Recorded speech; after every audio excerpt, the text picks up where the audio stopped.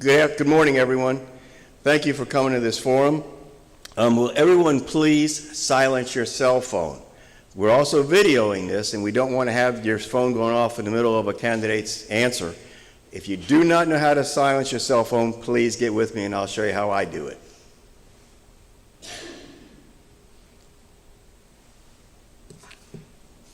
Welcome to the Marion County Forum. As our custom, we start the meetings with a prayer first. Ed Wilson from It's Your Tea Party will lead us in prayer. Please stand and remove your hat and remain standing for the pledge. Ed?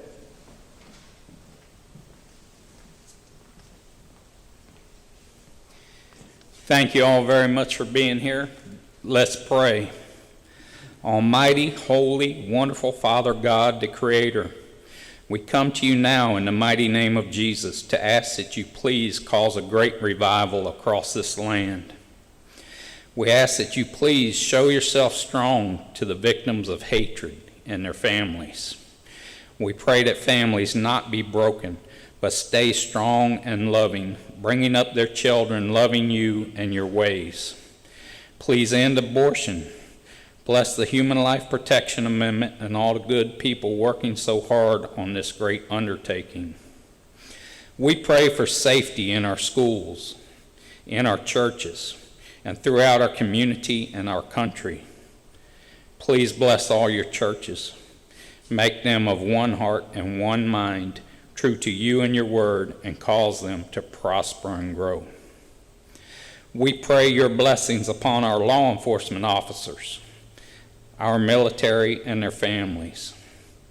We pray that you, Lord, would be welcomed in our schools, in our media, in our government, in our courtrooms, and in all areas of our society. Please bless our leaders who love and serve you. Guide them and protect them. Keep them strong. Please remove the evil people from positions of leadership, authority, influence, and power, and replace them with people who love and serve you. Please forgive this nation for turning away from you and becoming so wicked and evil. Please forgive us, soften our hearts, and turn us back to you. Heal this land and bless this nation. Please protect us from all the evil trying to destroy us. Please cause confusion in the enemy camp. Cause them to flee in terror before your people. Please make us, once again, one nation under God, indivisible, with liberty and justice for all. We pray that you show yourself strong by putting an end to all the attacks against righteousness, against this country that was founded on biblical principles, against your churches, against the rule of law and law enforcement, against families, against the unborn babies, against truth, and against the rights you give us. Please allow each of us to have a positive impact in our community, our state, and our nation for your glory by helping each of us to show the people around us your love and your kindness. Help us to speak the truth with kindness and compassion and to push back against evil. Fill us with your love, your peace, and your joy. Let your attributes shine through us so that others will want what we have. That is your blessings.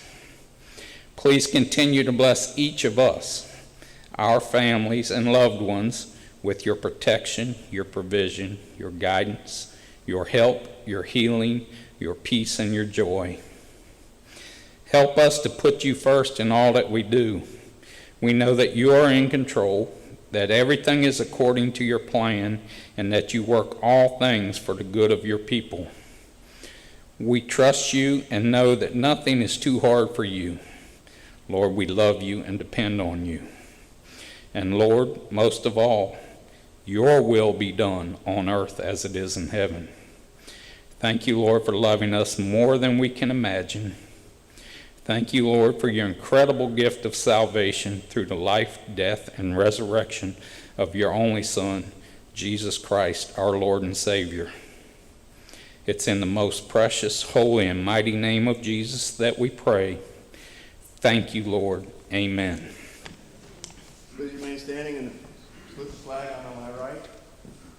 I pledge Allegiance to the flag of the United States of America and to the republic for which it stands, one nation, under God, indivisible, with liberty and justice for all.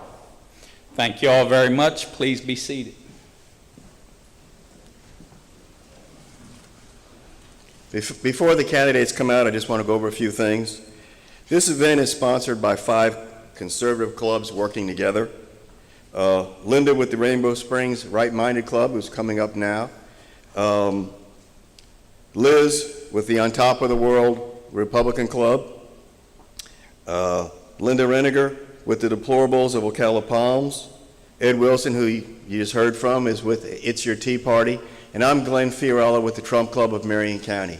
This was the first 5 clubs working together. All egos were left at the door. We had a mission, help the candidates get their message out and educate the voters. And I think you'll be pleased at the end of this forum.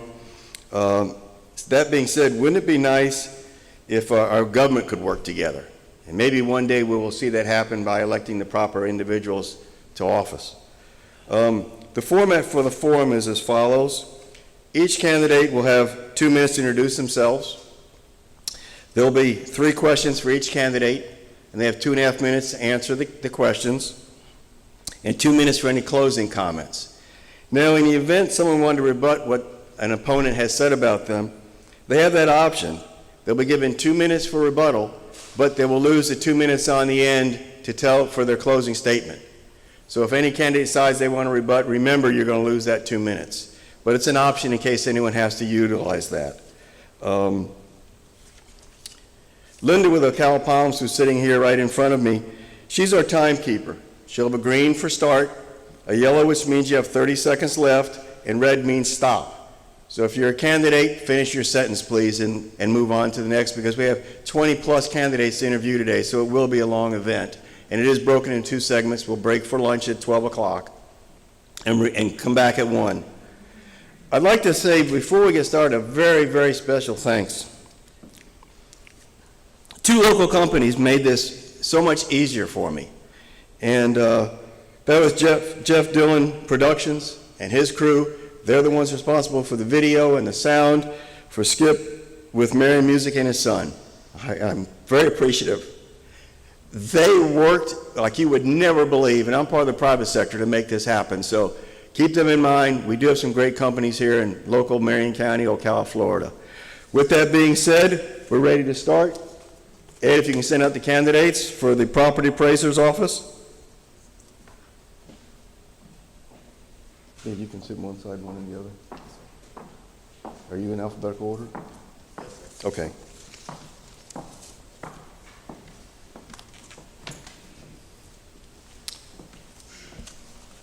Candidates, you want to both introduce yourself? Okay. My name is Jimmy Cowan. I'm a candidate for Marion County Property Appraiser. Nick? Good morning. My name is Nick Nikkinen, candidate for property appraiser as well. You can both take 2 minutes now to introduce yourself. Tell us something about yourselves. Am I going first? Yes, sir, please. Okay. First of all, again, I'm Jimmy Cowan. I've worked at the Marion County Property Appraiser's office for just over 28 years now. I'm a military brat. I'm a son of a 30-year Marine. When my dad retired, we moved here in 1986 from Parris Island, South Carolina to here. I started working at the Marion County Property Appraiser's office in 1992. Shortly after that, I married my wife, Elizabeth, and we've been married just about almost 28 years. In September, we'll celebrate 28 years of marriage. We have 4 kids, and we were blessed with 1 grandkid just recently. I've recently been endorsed by the Fraternal Order of Police, and just as of yesterday, professional firefighters of Ocala. I've also been endorsed by the retired assistant property appraiser, Kathy Cavalier, who's sitting in the audience right now, has 30-plus years of experience, and Mike McVeigh, the other assistant property appraiser that's got over 30 years of experience. In 2006, I became the director of field operations of Real Property. What that encompassed was every single property in Marion County, every commercial property, every agricultural property, every residential property was under my direction. Shortly after 2016, we kind of went a little bit of different direction, and we basically I became the Director of Residential Field Operations, which is still the largest department within the office. For many years, I've worked on tax roll compliance with the office to get it approved through the Department of Revenue. I've been a director with MCYFL, Marion County Youth Football, and League, and announced for Westport High School. I've worked the most with the CAMA conversion in the office, and I have wrote the training manual, quality control, desktop review, and streamlined many processes throughout the office in my years. I've worked in up markets, down markets, and now we're with the COVID market, and we'll see what that shows us. I am the most qualified person that's been there the longest, that knows our staff, that knows that office better than any candidate in this race. Please vote Jimmy Cowan. Nick, 2 minutes to introduce yourself, please. Thank you, Glenn. Good morning, and thank you to Glenn Fiorello and the 5 Republican clubs for putting this on. My name is Neil Nikkinen, but ever since kindergarten, most people couldn't pronounce Nikkinen, so they all just call me Nick. So now I go by Nick Nikkinen. I've been blessed with a career calling to be your next property appraiser. I've worked as a real estate appraiser for the last 35 years, and I'm currently serving you, the Marion County resident, as assistant property appraiser, performing many of the functions of the elected official already. The Office of Property Appraiser is a constitutional office built on public trust. I am the only state-certified appraiser in the race, and am uniquely and expertly qualified to perform the job and fully prepared to run the office efficiently and effectively from day one. I have served in senior-level management positions in appraisers' offices for a quarter century. I have led teams of people to appraise hundreds of thousands of properties, develop standard operating procedures, determine appropriate staffing levels, craft fiscally responsible budgets while constantly working to improve processes and identify best practices. This is not an office that establishes policy, but rather a technical one that establishes values on over 290,000 real and personal property parcels worth over $31.5 billion. The office also administers a myriad of complex property tax laws that change annually and processes nearly 100,000 homestead exemptions, as well as other exemptions including blind, widowers, disability, and veterans. In fact, nearly 40% of Marion County is actually exempt from taxation.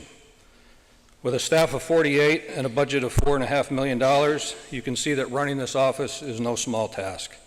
I'm not a politician, but a professional appraiser, manager, and I appreciate you to pick Nick for property appraiser. Thank you. Jim, I'm going to start with Nick, the first question, then I'll rotate. The second question will go to Jimmy, and the third back to Nick. Nick, why are you running for this seat? Thank you, Glenn. I'm running for property appraiser because this is the culmination of a 35-year career for me. I've been doing this a long time, serving in senior management positions, as I mentioned in my opening statement, for 25 years. I was hired in 1995 in Hernando County as the Director of Commercial Properties and GIS Mapping, and have been in director level and senior level positions ever since then. This is a career calling for me. I have been doing this for a long time. I feel that if you examine each of the candidates' qualifications closely, I believe you'll see that I am the most qualified, even though we all say that. If you do a comparison one-on-one, I believe you'll find that I am the most qualified, most experienced. I'm the only candidate to be a state-certified appraiser. I'm the only candidate to have been certified by the 5th Judicial Circuit Court as an expert in valuation. I'm the only candidate to have testified before the legislature on valuation issues involving this office. This is the culmination of a 35-year career. I've been assistant here in Marion County for the last few years, and this is my calling to be your next property appraiser. Thank you. Thank you. Jimmy, you need the question repeated? Please. Why are you running for this seat? Okay, this has been my career. Unlike my opponent's worked for 4 other offices. I've worked for Marion County, the taxpayers here, you, the property owners, the property appraiser's office for 28 years. I have not jumped from ship to ship, from one property appraiser to another. I have the cleanest work record in this race. Basically, I have been begged by the majority of the people in our office to run. So I'm not only running for myself, but I'm running for the protection of the people in my office. They've been very loyal to Billy Smith. They have worked hard. They've gotten the continuing education to get where they're at. All of us in that office have what they call a CFE, except for the newer people. That is all that is needed to run this office. When Billy Smith and Rudy Muckenfuss, I've worked for both of them, when they were elected, they had a CFE. A state-certified appraiser is one that does bank appraisals. Bank appraisals, if you get one of them, are generally higher than a mass appraisal. And I'm sure for a state-certified appraiser, you don't want to pay on a state certification or certified appraisal compared to a mass appraisal. They're generally 90% of the time are much higher. I have got into this because it has been my career. Again, I'm not a politician. I do know the ins and outs. I do know the CAMA system in our office better than any candidate in this race, and I can hit the ground running the first day. You will hear a bunch of different stuff, 30 years of financial experience from Mr. Moore. You'll hear all kinds of different stuff, but I promise you, I am the most qualified candidate in this race. Thank you. And a moment for rebuttal. You're going to lose your 2 minutes for closing. Entire 2 minutes? Or Entire two. You get 2 minutes to rebut. You lose the entire 2 minutes. Okay.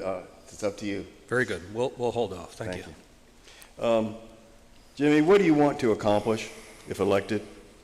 Well, I've been part of this system since Mr. Muckenfuss was there and now Billy, so I've been part of the developing system as technology's changed and stuff has gone through the office. A lot of times people would like to tell us that we need to get this or we need to get that, but that has to be budgeted and it has to be in the budget before you can get it. I would like to move along with technology as it comes, but I don't want to jump into something that's not been proven yet if it's some kind of technology.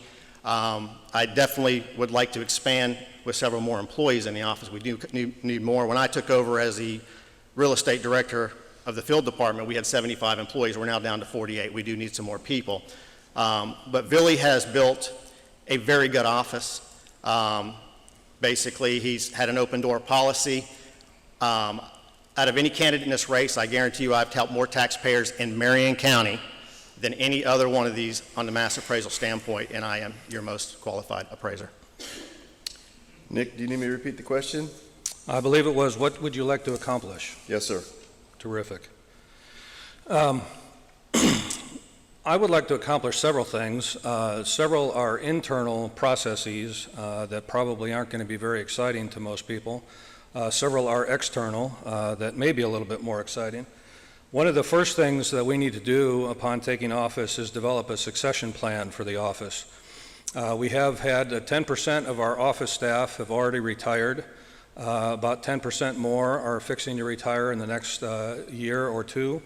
And we have a great deal of institutional knowledge that is leaving the office. So we need to provide a succession plan as well as an onboarding plan for these new staff members that are going to be coming on board in replacing some of those positions. We also need to develop some new standard operating procedures. When I was hired as assistant property appraiser 4 years ago, that was one of the tasks that Billy assigned me with immediately, was to develop standard operating procedures for the commercial valuation department, and I've undertaken that. We also need to do more regular sales inspections. Right now we're using digital photography to comply with state statutes. We need to be on the ground and looking at a bit more of these sales than through photography. But speaking of photography, that is some of the external things that I'd like to see changed. We do need annual aerial photography flown for the office. You may notice that if you use our website, you'll see that the aerial photography that is on there now is from 2015. It's basically meaningless for purposes of analysis. So we need to update that. We need to update the GIS mapping system on our website and the website in general to make that more user-friendly. I also like to see some more public engagement. Venues such as this, venues such as I developed a plan to, in realtors, organizations to do some orientation training. I'd like to see that. I've broached that with some of the realtors here locally. They seem quite enthusiastic about that. So public engagement and explain to the public what it is that this office does, I think, is extremely important. And those are some of the things I'd like to see done in the office. Thank you, sir. You're very welcome. Nick, this is our last question. We'll start with you. How will Marion County residents benefit from you being our property appraiser? Great question, thank you. I believe that I can benefit the property owners of Marion County by being as much as my opponents say that it's not important to be a state certified appraiser, I believe that it is. We'll soon be sending out the proposed tax notices that establishes the value effective January 1st, 2020. We're going to probably get many appeals on those properties, and many will go to the Value Adjustment Board, and those will be on very complex commercial properties, more than likely. Usually when we encounter appeals on residential properties, they're fairly simplistic and we can resolve those.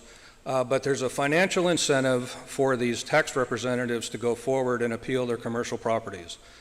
When I go before the Value Adjustment Board and appeal and to defend these assessments, I am defending this to a state-certified MAI appraiser. He recognizes the value in having that certification and gives weight to those credentials when I come before him and present these packages. That is a testimony to the effectiveness of the process and a way in which I can ensure the property owners of Marion County that all the assessments will be properly prepared and fair and equitable. Thank you. Thank you. Jimmy, do you need the question repeated? Please, sir. How will Marion County residents benefit from you being our property appraiser? Okay, a lot of people don't really realize what the property appraiser does, and you're going to hear qualifications, and what a lot of you are hearing is blah, blah, blah. I mean, you really don't know what we do. The VAB that he just spoke about, I have been at the VAB and done more cases than any candidate in this race of all property types. Yes, there is a fee appraiser that hears it, but he goes by mass appraisal standards. Mass appraisal, just so you know, is defined as a systematic appraisal of groups of properties as a given date using standardized procedures and statistical testing. It involves analyzing data collected in mass quantities, developing statistics from data, and applying the results to a large number of properties. Groups of cells used to provide the value indications for these large population of properties. Mass appraisal techniques are used for tax assessment purposes and are necessary to accomplish the mass valuation of those thousands of parcels in a locality. When a fee appraiser values a property for financing or other purposes, you typically receive a single property appraisal consisting of 3 or more cells that estimate the value. The cells are selected generally in similar and should be within a reasonable distance to the subject property. In addition, the cells generally should have all occurred within the time frame of 3 to 6 months. Adjustments are made to the cells based on the differences in the properties of the indicated market on the date given. A single property appraiser are not financially or logistically feasible for tax assessment purposes. So when we go to value adjustment boards, we still have to stay within the mass appraisal standards because they are looking at our values and the way we came across them and make sure we did them by law. We go through the 1st through 8th criteria that tells us basically that we've done it by law. So as your next property appraiser, we've always had an open door policy. I want to keep that. I don't want you to call our office, and I don't want you to get somebody a robocall or anything of that nature. I want you to be able to speak to me or one of my staff if I'm elected anytime you come into that office. Thank you. We'll start with Nick for closing comments, please. Nick, you have 2 minutes. Thank you, Glenn. I certainly appreciate this opportunity to address the voters of Marion County. This is an important position, quite often overlooked, because Mr. Smith, my boss, has done such an excellent job over the last 24 years at administering the tax roll. But this is his retirement, and it is a time that you need to choose the next property appraiser in Marion County, which hasn't turned over in almost a quarter century. If I'm elected, I will strive to keep the values of Marion County properties as low as possible and still get the tax roll approved. That is the main function of our office, is to get the tax roll approved for property tax purposes. Those are sent to the county commission and the other taxing authorities, and then they establish a millage rate to go against those values. I will ensure that every property owner has a fair and equitable assessment. I will ensure that every exemption that you are legally entitled to is afforded to you. I will ensure and protect the residents of Hernando County, the small farmers, the veterans, and the widows and widowers. I will argue and be your advocate in the state legislature, and that is a good role of the property appraiser, is to advocate for the people of Marion County, and I will be that advocate for you. And I thank you very much for your time to pick Nick on or before August 18th. Thank you, Nick. Jimmy?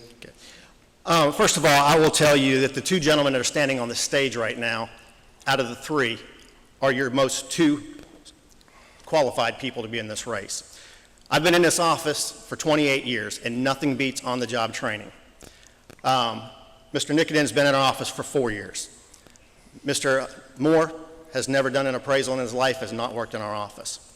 I come to you with integrity, and I tell you I've worked there for 28 years, and that 28 years trumps any financial experience, and all of you have got a mailer, probably in the mail if you're a Republican, from Mr. Moore. And that mailer says he outweighs, his experience outweighs all of us. Well, he says he's got 30 years real estate experience. He said he's got 30 years financial experience. Every one of us, every candidate that's in that room back there, every candidate that's on this stage right here had to fill out a financial. Mr. Moore right now is $441,748 in the negative net worth. Okay? We have a $4.6 million budget. 54% of that $441,000 is actually a judgment on some real estate that he bought from a hard money lender. One was a $70,000 loan, one was a $28,000 lot, and he borrowed $120,000 on a building that he never built. And that money was defaulted on, and now it's at 18% interest instead of 12. They got a final judgment on him, and now they're going for garnishment of wages. You do not want that dealing with a $4.6 million budget. And I hate to say that, and I hate to be the one to bring it out. I am not a politician, and once I've been pushed enough, I'm going to come out and tell you the truth. That is the deal. I have worked with 4 kids with what I've made, and what my salary is less than both of these candidates make. I've put 3 kids through college. I've paid for their insurance, their cars, and helped with their apartments and everything else at college and University of Florida. 2 of them were roommates. And I have lived within my means, and I have paid my bills. And as your next property appraiser, I will watch the money and the budgeting. There's all kinds of stuff you can be told, but the budgeting needs to stay down, in this, especially with COVID at this point. Thank you, gentlemen. Thank you, and good luck. Thank you, Glenn.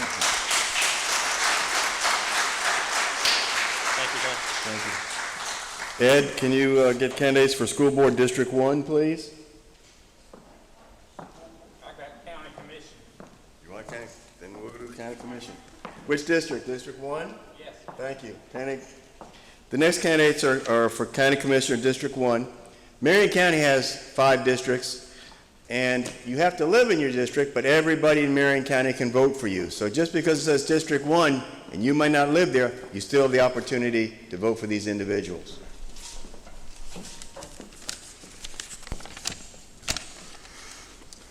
Mike, you want to say something? You want to introduce yourself? Well, this is Mike Bihar, Craig Curry, and Michael Sachs. How are you? Good morning, everyone. Mike, you want to start off and tell us something about yourself? You've got 2 minutes to introduce yourself. Okay. Good morning, everybody. It's good to be with you all today. My name is Mike Bihar, and I'm your candidate for Marion County Commission District 1. I'm a native Floridian, and I have lived in Marion County for the last 36 years. I've been married to my lovely wife, Wendy, for 35 years, and together we have raised 8 children ranging in age from 15 to 44. We have 9 grandchildren, and as of July 21st, we have our first great-grandson. I'm an ordained minister and a licensed chaplain to the International Fellowship of Chaplains. For the last 16 plus years, my wife Wendy and I have led a marriage and family ministry called Unlimited Discipleship Ministries. My passion is for the family. And for years, I have worked for and prayed for families to be healed and strengthened. Prior to that, we owned and operated a business in Marion County and across the state for 18 years. We have actively been involved and supported different events in the city and county. I have worked for and been in management for a Fortune 500 company. I've served on the board of directors for the Women's Pregnancy Center. I am a strong supporter of the sanctity of life from conception to natural death. I have recently been endorsed by the National Pro-Life Political Action Committee. During the Vietnam War, I proudly served in the United States Air Force. I support our Second Amendment rights, and I'm a member of the NRA. I didn't know if she held that up or not, I'm sorry. For the last year, I have served on the Marion County Planning and Zoning Board. This is a volunteer, non-paid position, each one appointed by the County Commission. Thank you, Mike. Mr. Curry, 2 minutes to introduce yourself, please. Sure. Good morning, everybody. Appreciate what you've done putting this forum together, the 5 Republican clubs, and the effort you put into it, Glenn. I'm Craig Curry. I'm running for County Commission District 1. It's a privilege to be before you today. I'm homegrown, born and raised in Ocala, attended local schools, Ocala High School, and went to University of Florida and got a degree in business. Took a year out during the Vietnam War. I was not in the war, but during that time, went off to the military, went to Officers Candidate School in the United States Army. Back to Ocala to raise my 3 daughters. I've got Carolyn, which is a lawyer in Jackson, Mississippi, Christine, which is a speech pathologist down in the Brandon area, and the middle one actually is Devin, and she lives here in Ocala. I made my living here, 36 years owning my own business, making my payrolls, going through 5 recessions, managing 36 employees. Not an easy task, but all the money I've made has been out of the private sector. I believe that if you're going to make your living in a community, that you need to give back to that community. I've been elected as the mayor of Ocala, also elected as the city council president, Chamber of Commerce president, and Economic Development Council president. Currently, I'm president of the Fort King Heritage Association, which we are rebuilding Fort King as it stood in 1837, and that is actually the birthplace of Marion County. I'm on the board of directors of the Vets Helping Vets, and I'm endorsed by the FOP Sheriff, FOP District 7. Now I see my time is up, so thank you. Thank you, Mr. Curry. Mr. Sachs, 2 minutes to tell us something about yourself. Good morning, and thank you very much for everything you've put on today. I know it's a lot of work. For 32 years, everything that I've done has served as a stepping stone to get me to this point to be your candidate for County Commission in District 1. I am a 9/11 first responder and survivor of the attacks at Ground Zero. I'm a recipient of the Law Enforcement Purple Heart and the Distinguished Service Cross. I've represented well over 20,000 men and women during the 9/11 crisis in a position with the Fraternal Order of Police on the state board in New York. I serve as a legislative committee member for the Florida State Fraternal Order of Police, and in this position, I've assisted with legislation up in Tallahassee fighting for the rights of the first responders in this state. I've assisted firefighters in the legislative halls as they've asked for help with the cancer bill. I've helped first responders with their PTSD bill, testifying about my own experiences and pain to help benefit all citizens in Florida. Many years of my current relevant community service have prepared me for this position, and these include the Marion County Veterans Council. I'm vice chairman of the Homeless Council. For 8 years, I served as chairman of the County Board of Adjustments, where I fought for property rights. I'm an ordained local law enforcement chaplain, which also requires a full background check, which many of your current candidates don't ever have to go through. I'm president of the Marion County Critical Incident Stress Management Teams. I personally stood with Horse Farms Forever and have asked for more teeth in the farmland preservation area at meetings when no other candidates stood up at those meetings in front of County Commission. I spoke out at meetings against the availability fees when the community asked for representatives to do so. I fought for proper growth and development in our community. I am your voice in Marion County. I vow to protect the interests of the citizens of this county, the horse capital of the world. 4 generations of my family have lived here. I raised my son here. I look for your vote on August 18th. Thank you. Thank you, gentlemen. I'll start off in a rotating basis, being we started with you, Mike. All right. First question I'll ask you, Mr. Curry. Mr. Curry, give an example of your stand on personal property rights. Well, I mean, that's the basis of our country, really. You pay taxes on a property. You own that property.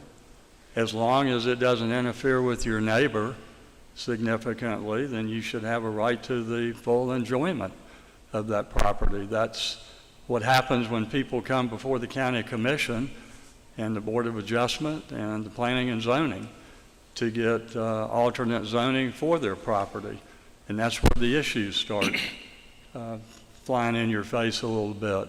That's where you have to have a good business background, good judgment, a sense of fairness, because you are a judge, in effect. That's a quasi-judicial body to make these decisions. So I stand foursquare behind individual property rights. Thank you, Mr. Curry. Mr. Sachs, same question. Do you need it repeated? You can repeat it, please. Please give an example of your stand on personal property rights. I am very much behind personal property rights, and for 8 years, I chaired the Board of Adjustments in Marion County. Marion County, it's a quasi-judicial board in the Board of Adjustments where people would come before the board and ask for variances if they had a problem, or they wanted to put a shed up, or they wanted to put something on their property and request for any kind of a variance where they needed to go closer to their property lines. They would need some kind of an issue, and they would need to go against what was in the Land Development Code, and they would come before us, just regular citizens. Now, the difference on our board is it would not get appealed to the county commission if they didn't agree with our decision. It would go before an actual court. Well, in 8 years, nobody ever went to the court to ask for an appeal of our decision, to my knowledge. It's never happened. So I fought for the property rights as chairman, and nobody ever went against it. And those included things like special use permits that Sam Martoff, the director of growth management, would actually give out. So I fought for property rights in Marion County in that way. In addition, I brought up standing up in front of the county commission for rights as well. One of these examples would be the availability fees that were requested if you had a water line or a sewage line that would be placed in front of your house and you didn't have a developed property. Well, I was not for that. It was your property. You have a right to whatever kind of water or sewage you want, and I didn't agree with the county necessarily saying that you had to hook up to their sewage or their water if you had an alternative way to get water or sewage to your house. So thank you very much. Thank you. Mr. BR, do you need to repeat the question? I don't think so. Okay. I think I got it. I too stand for the rights of the citizens and their property. As a member of the board of the Planning and Zoning for Marion County, I have stood for property owners when there came requests for variances that would infringe on the rights of certain property owners. As a property owner myself, I don't want to have to be told that because the county decides to put in water and sewage lines that I have to connect to it. I like having my right to my well, and when there has been variances that have been presented at the Planning and Zoning Board for a construction of a lift station or a well, public well, community well to be put in, and it's infringing on the rights of the people that are there that have property backing up to this land, then I stand against them being able to do that. And I have voted against it several times. And of course, the Planning and Zoning Board can only make a recommendation to the County Commission. And so oftentimes our board has submitted to the County Commission to resist or to reject the application. Thank you. Now we'll go, the next question will start with Mr. Sachs. We're taking the rotating order. Mr. Sachs, do you support the local taxpayer-funded CEP, which stands for That's the Ocala-Marion County Chamber and Economic Partnership Organization, and why? I actually do like the CEP. However, they do receive some public funding. They receive it from the county as well as the city. What I would like to see is a more clear line in the sand when they are doing things. Like they went to speak before the MCORs about the toll road. I'd like to see them define when they're speaking at MCORs, are you speaking for the county? Are you speaking for the city? Are you speaking for the businesses? I think it needs to be clearly defined which body they're speaking for when they're speaking, because it gets very confusing for the body that they're in front of. I think they do a phenomenal job. I just think there needs to be clear lines in the sand about who they're working for at particular times. Thank you, sir. Mike, do you need me to repeat the question? If you would, please. Okay. Do you support the local taxpayer-funded CEP, and in government for some reason they always use acronyms, CEP, that's the Ocala, Marion County Chamber and Economic Partnership Organization, and why? To a degree, I do support that, but oftentimes I think that and feel that the chamber or the CEP seems to be more focused on supporting large business rather than the small business owner. And so I think there needs to be a balance brought there with some accountability on what they're going to do specifically for the small business owner in Marion County. Thank you. Mr. Curry, same question. Well, thank you. I've had quite a bit of activity around this particular area, having been president of the Industrial Development Council and the Chamber prior to them joining together as the CEP. There are over 15,000 industrial development councils throughout the United States. Every one of them is competing for the Chewy's and the FedEx's and the Dollar Trees that we are competing for. They're competing with packages with the states that they represent. I have been on industrial development missions to try to bring businesses to Ocala. One that we were very close to getting was the Ball Corporation out in Colorado, and at the last minute a negotiation happened and they went to Tampa. That was back in the late 80s, and that was almost $14 an hour that would have come here to Ocala. The importance of the CEP, if we don't have them marketing Marion County, someone has to do that function.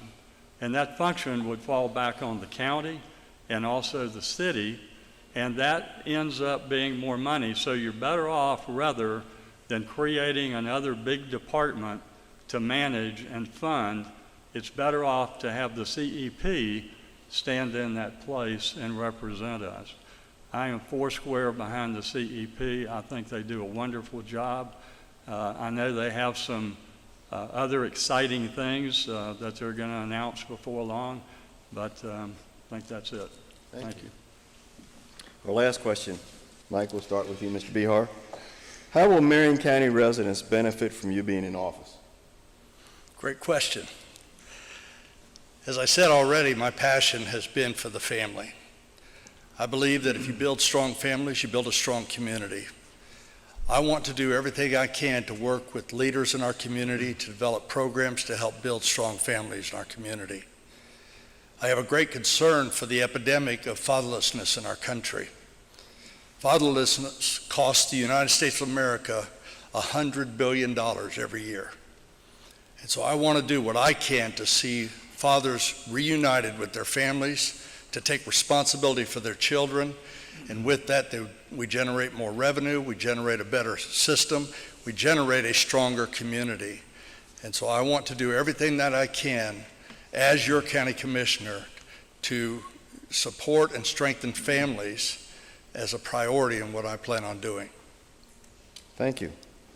Mr. Curry, same question. Appreciate the question. How will Marion County residents benefit from you being in office?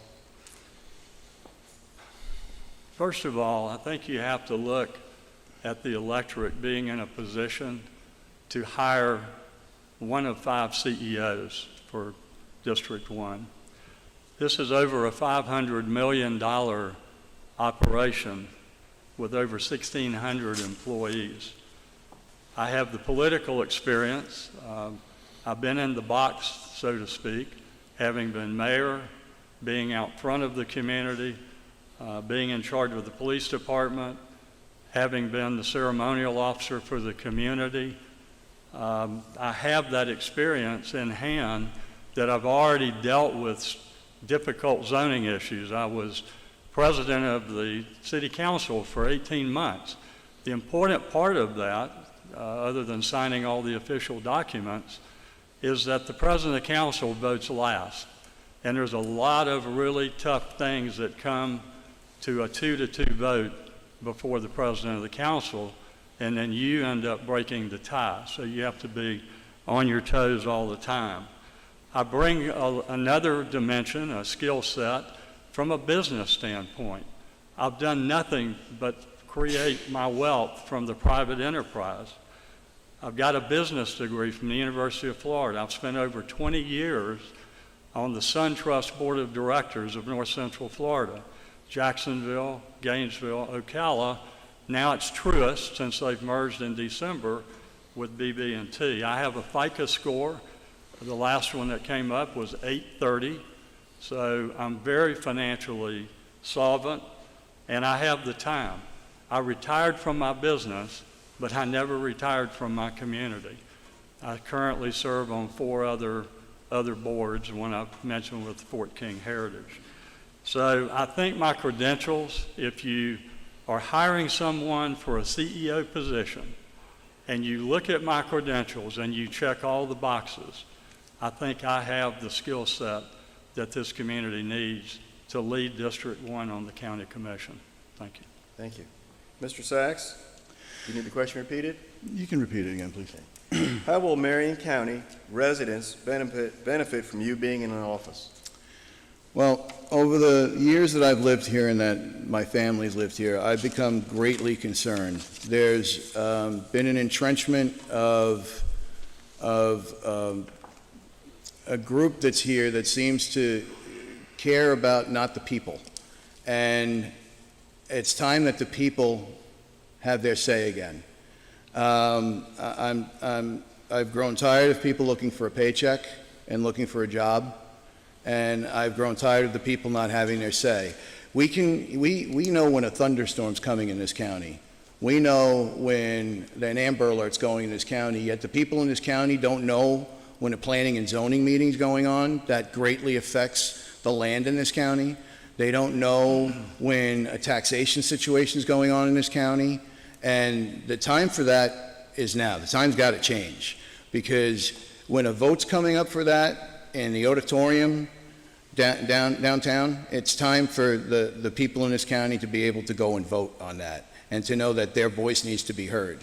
And maybe not just one meeting for it, maybe a group of meetings where their voices can be heard over and over again. My passion lies with returning the power and to you, the people. And if you get me into office, well, you have one more very powerful voice, because it's only one of 5. So you get one of 5 voices back to you, the people. And that's what this is about. This is about getting you the power back.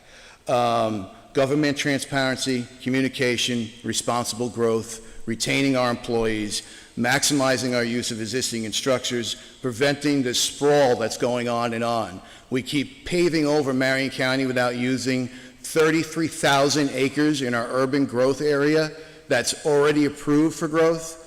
Well, we need to start doing things responsibly in this county. We need to start planning our infrastructure again in this county.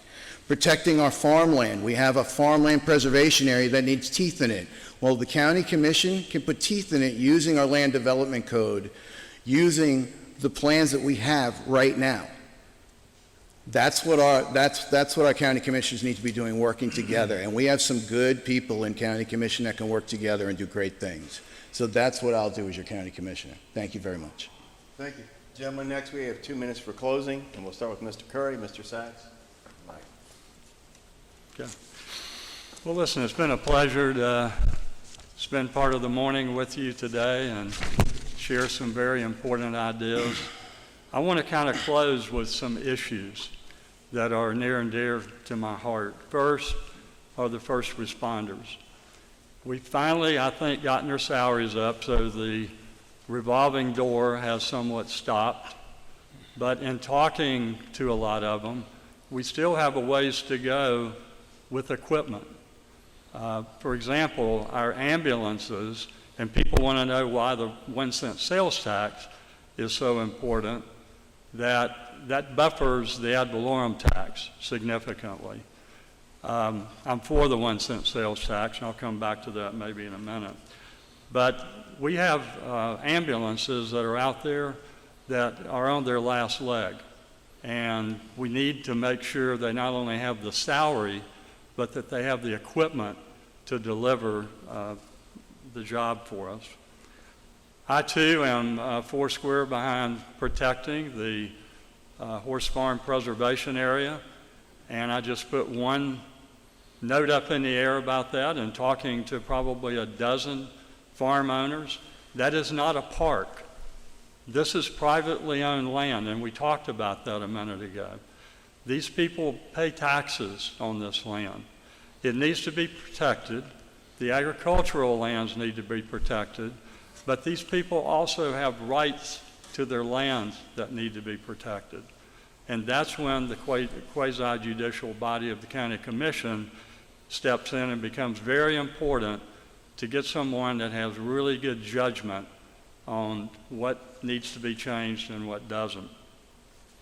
Trash on the roads, it doesn't seem like a big deal, but every time I see a piece of paper, it's like a paper cut to me. I love this community. I don't understand why people throw garbage in our front yard. I was in Europe last year for a couple of months, and a year before last, and you don't see any garbage on the roads. It doesn't cost anything to not throw a piece of paper out. That's something I'm going to lead an effort on. Environmental. Our springs are stressed. Greg, time's up. Sorry about that. Thank you. Mr. Sachs? As a person with the experience that I have in front of you, as a person that has led during the 9/11 crisis, that led all the men and women that I did, that has been on the boards that I have, I'm asking for your vote and the honor of your vote, because we're in a crisis right now. We need to come together as a community to be able to get through this together. What a lot of people aren't discussing right now is the fact that our coffers are empty. The taxes were not coming in. Our tourism dollars are down. Our businesses are in trouble. A lot of our businesses are in trouble. And I'm not saying this to make people scared. I'm saying it because it's a fact. We have businesses that are closing in our own county. We have to start concentrating on how we're going to help our own people here. Our commission needs to be having this discussion, and they are having these discussions right now. They care about you. I would like to be a part of this discussion in the next body of the commission. I had the experience to do this with you, and I have the relationships up in Tallahassee. I don't believe in any type of dirty politics, but I do believe in pointing out facts. I am current in my positions. I've been up in Tallahassee recently. Mayor Curry was mayor 30 years ago. He was the chairman 30 years ago, or he was board president 30 years ago. I respect his positions a great deal, and I appreciate his commitment to the community a great deal, and I would never take that away from him. I appreciate everything that he's done, but we need current and people that can get in there right now and do the things that we need to do right now. We need policies that are going to be relevant right now. He spoke about first responder salaries. I worked with the current first responder salaries. I settled the contracts for the sheriff's office. I worked with Jay Boardman, the last president of the firefighters union, and got their contracts. I didn't get their contracts, but I worked with them to ensure they got their contracts. I did not say, what about my guys in the middle of their contract negotiations, which would have hurt them. So thank you very much. I appreciate your time. Ms. Briar? Thank you again for having us today. A couple things that I would like to share with you that we haven't talked about. First of all, I do support our first responders, and I believe they need to be paid fairly. I believe that they need to be supported, and I believe we need to replace equipment as needed. But one of the big concerns that I have is the drug problem that we have in this community. And as a county commissioner, I would work with the sheriff and with the chief of police and the chiefs of the other communities to bring together a task force to attack head-on the influx of drugs coming into our community. It's a sad thing when I talk to Sheriff Woods and Chief Graham, and they told me that there are times that they will go to the same house twice in a night with the drug Narcan to save lives. That's not the answer, that's a Band-Aid. I also feel like that as a county commissioner, we have to be responsible with our finances. I understand this job carries a great responsibility in handling the budgets. We all know that the economy is cyclical. We've enjoyed several years of phenomenal growth and prosperity, and it's been wonderful. But we all know that at some point or another, there's going to be a downturn if it doesn't happen with the current pandemic. But we need to be responsible with how we're spending the money. As a county commissioner, I would push to have a 5% line item on the budget of that 5% going every year into a reserve fund to carry us through those downfalls. I would very much appreciate your vote for county commissioner on August 18th. Thank you for the privilege of being here today. Thank you, gentlemen. Thank you very much. Before our candidates for County Commission District 3 come out, I want to say thank you once again to all of you from the various five conservative clubs that made this happen. And I think that's remarkable for 5 clubs, all conservative, working in a direction to help make all these questions. So I'd like to give a little plug for them. Thank you. Thank you, gentlemen. Thank you, Craig. That's mine. Send to you. As I stated earlier, as the candidates are coming out, there's 5 districts in Marion County. And you may say, well, they're from District 5 or 4, and I live in 3 or 2. They have more of a hands-on for each district that they live in. But all of us have the opportunity to vote for these candidates. So it's county-wide. So please pay attention because their name's going to be on the ballot, and this way you can make an intelligent decision. That being said, I'll start with Bobby D. You want to introduce yourself, please? Let me put my mask away, if you don't mind. My name is Bob Dubkowski. I'll be on the ballot as Bobby D. Dubkowski. I was in the public sector before I did a radio talk show for about 15 years in Marion County, and I'm known as Bobby D. So Supervisor of Elections said that since everybody knows me as Bobby D, and my name's too hard to pronounce, Mr. Fiorello did a good job. They're going to call me Bobby D. Dubkowski. I've been a resident of Marion County for about 23 years. I'm married to the mayor of the city of Bellevue, Christine Dubkowski. I'm a father of 10 children. So I've been around the political arena for a long time. My daughter works for Congressman Webster. My other son, my older boy, worked for Larry Creedle, Dennis Baxley, Charlie Stone. My daughter also worked for Senator Scott's campaign. So we've been involved in politics for a long, long time. I have a bachelor's degree from Eckerd College. Mr. Gold and I both graduated from the same college, which is kind of interesting. I go to St. Teresa Catholic Church. I also go to Queen of Peace Catholic Church, is where I was married and where all my kids received their sacraments. I am on the executive board of Goodwill Industries Suncoast, which is about a $70 to $80 million budget, which gives me the opportunity to work with large budgets with a lot of different types of people. I am a member of the Sons of the American Legion, Post 284, an active member. I coach the American Legion baseball team. I also coach at Bellevue Little League, and I own of Mr. and Mrs. Blindmaster for 23 years, a window treatments business in Marion County. So I'm in people's homes every day, so I get a good feel of what the people want. I'm a self-employed guy. I'm also been on the Marion County Parks Board for about 4 years or so I've been involved in local government also. So those are kind of some of the things that I've been involved with. I have a good feel of what people want in the community. I sell the blinds, I fix them, I install them, so not only do I do the white collar part, I do the blue collar part, so I understand the pain and the struggles that the average family has. And as a father of 10, I want to keep those taxes down so we can afford to feed my family. So I'm running for county commissioner because I think that we need good, solid, conservative politicians. Thank you, Bobby. Mr. Gold, 2 minutes to introduce yourself, please. All right, thank you. First off, I want to thank y'all for putting this on. This is an excellent job, and I must say that you've done a very good job of exceeding any of the recommendations that are given for safety, because this has been done very well. And I think we're all worried about that now, and looking out, everybody's socially distanced and everything's good. So thank you all for doing that first. Speaking about public safety, the primary job of a county commissioner is to make sure that the public is safe. I've got 30 years in public safety. I was a firefighter, paramedic, deputy sheriff, all locally here. I'm born and raised here in Ocala, so I know what everything is. We need to make sure that we continue to be safe on this. Our future isn't quite set. We don't know what's going to happen yet. I mean, we all thought this COVID was over with a couple weeks ago, and now it's come back again. And we don't know what it's going to do to the economy.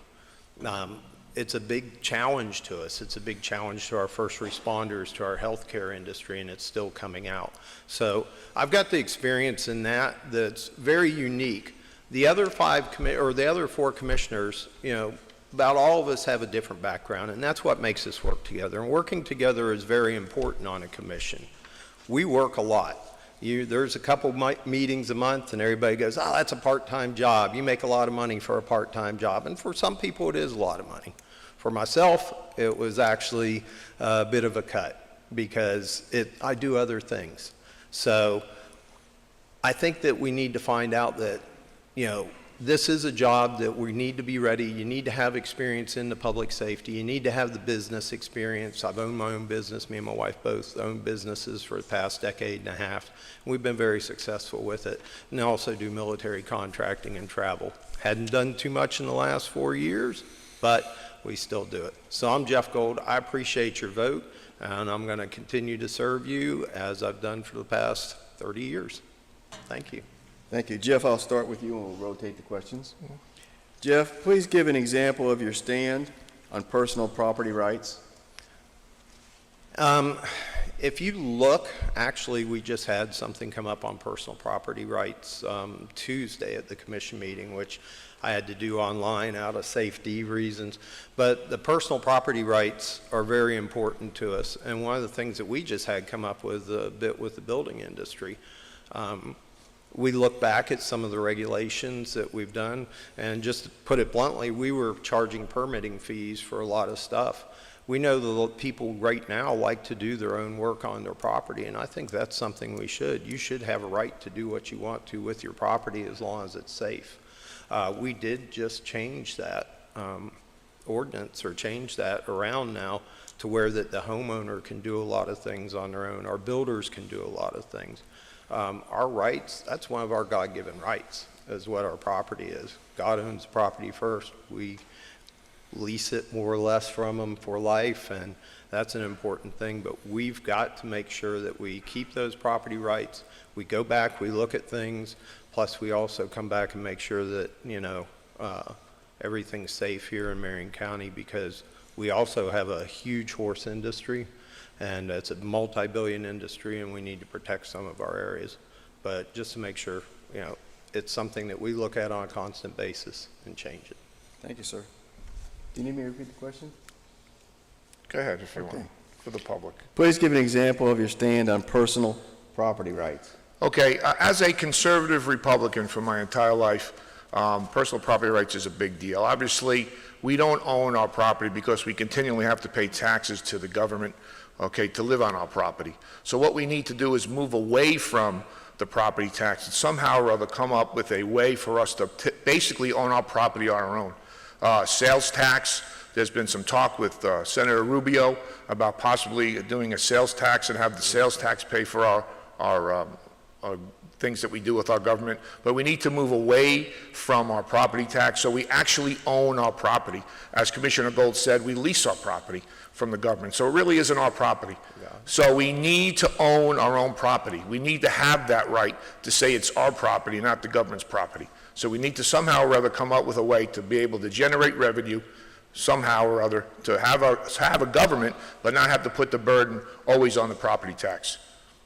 Thank you. I'll start with you on this one, Bobby. Do you support the local taxpayer-funded CEP, that stands for the Ocala-Marion County Chamber and Economic Partnership Organization, and why? Okay, as a conservative Republican, I do not believe in no way, shape, or form in government funding Chamber of Commerces, okay? By funding the Chamber of Commerce, it makes the Chamber of Commerce an arm of the government, and that is not a conservative Republican principle. This is a Republican primary, and we're supposed to stand up for the Republican principles of less government, less taxes, personal property rights, and family values. A government-funded Chamber of Commerce is not a Republican principle, and I do not support the government-funded Chamber of Commerce at all. Absolutely not. It creates, what do you call it, a monopoly. The government does not support the Bellevue Chamber of Commerce. The government does not support the Denellen Chamber of Commerce. Okay, so 100% I would not be in support of that government-funded Chamber of Commerce. Thank you, sir. Mr. Golden, let me repeat the question. No, sir. We don't support it. The Marion County government does not fully support the Chamber of Commerce or the CEP. We have a membership to it. We do have one of the highest level memberships to it, but also so many of our businesses do. Cone Distributing, the city of Ocala, we all have a membership into the CEP. So we're not solely funding it. Prior to the CEP, Marion County paid an individual about $50,000 was the salary to do the same job. There wasn't a lot of productivity out of it. There wasn't a lot came out of it. So what we did, or Marion County actually done before me, the CEP came in, we joined as a membership with every other group, and we're members of a lot of groups when you come down to it and start looking at it, because it's a social, you know, it's also a networking job. But when the CEP came in, they were able to bring in so many jobs in so many areas that we weren't able to, because they don't only just have one person.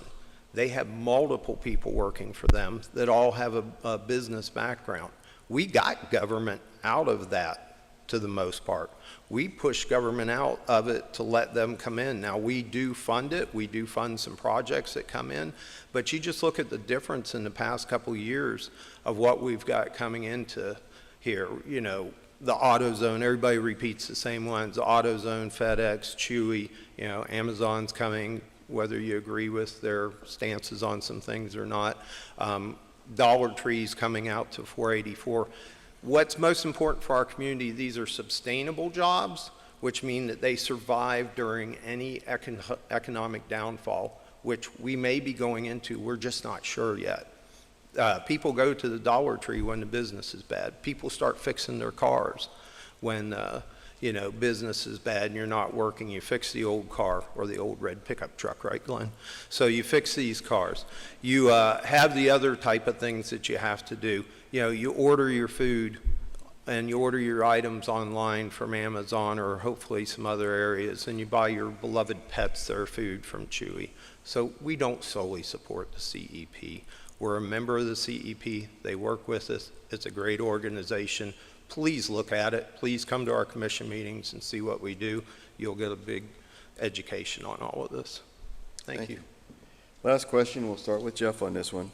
How will Marion County residents benefit from you being in office? Like I said in my opening, my public safety background, nobody has a background, I don't think ever in the history of the commission that's got a vast public safety background like I do. I know Commissioner Fiorello was with Commissioner Green. Don Green was an FHP trooper. The background in looking at it, of the things that are purchased, I question it. I question everything that comes through. I tell the fire chief, I said, man, this is hard for you. I said, you've got somebody that knows fire. I've got a degree in fire science also.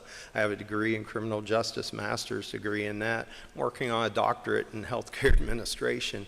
So, you know, you can't come in and say, hey, we need this as the greatest new tool in the world. I go, no, it's not. Do you really need to do this? In the past couple years working with the other commissioners, we've been able to save millions upon millions of dollars. And you got to look at that. Just this week, we got $2.5 million out of the budget. Just I think it was Wednesday. You know, if you watch these meetings, how much cutting is done. The budget hearings go all the time. I'm on those. I know what's going on. I'm getting more versed in the other areas, zoning and all the other areas that we have to do. Education, background, experience. All of y'all have worked. Everybody in this world has worked. you know that it takes about 3 years to be really good at a job. I've got 3.5 in, coming up on 4. I feel that I'm doing a very good job at this.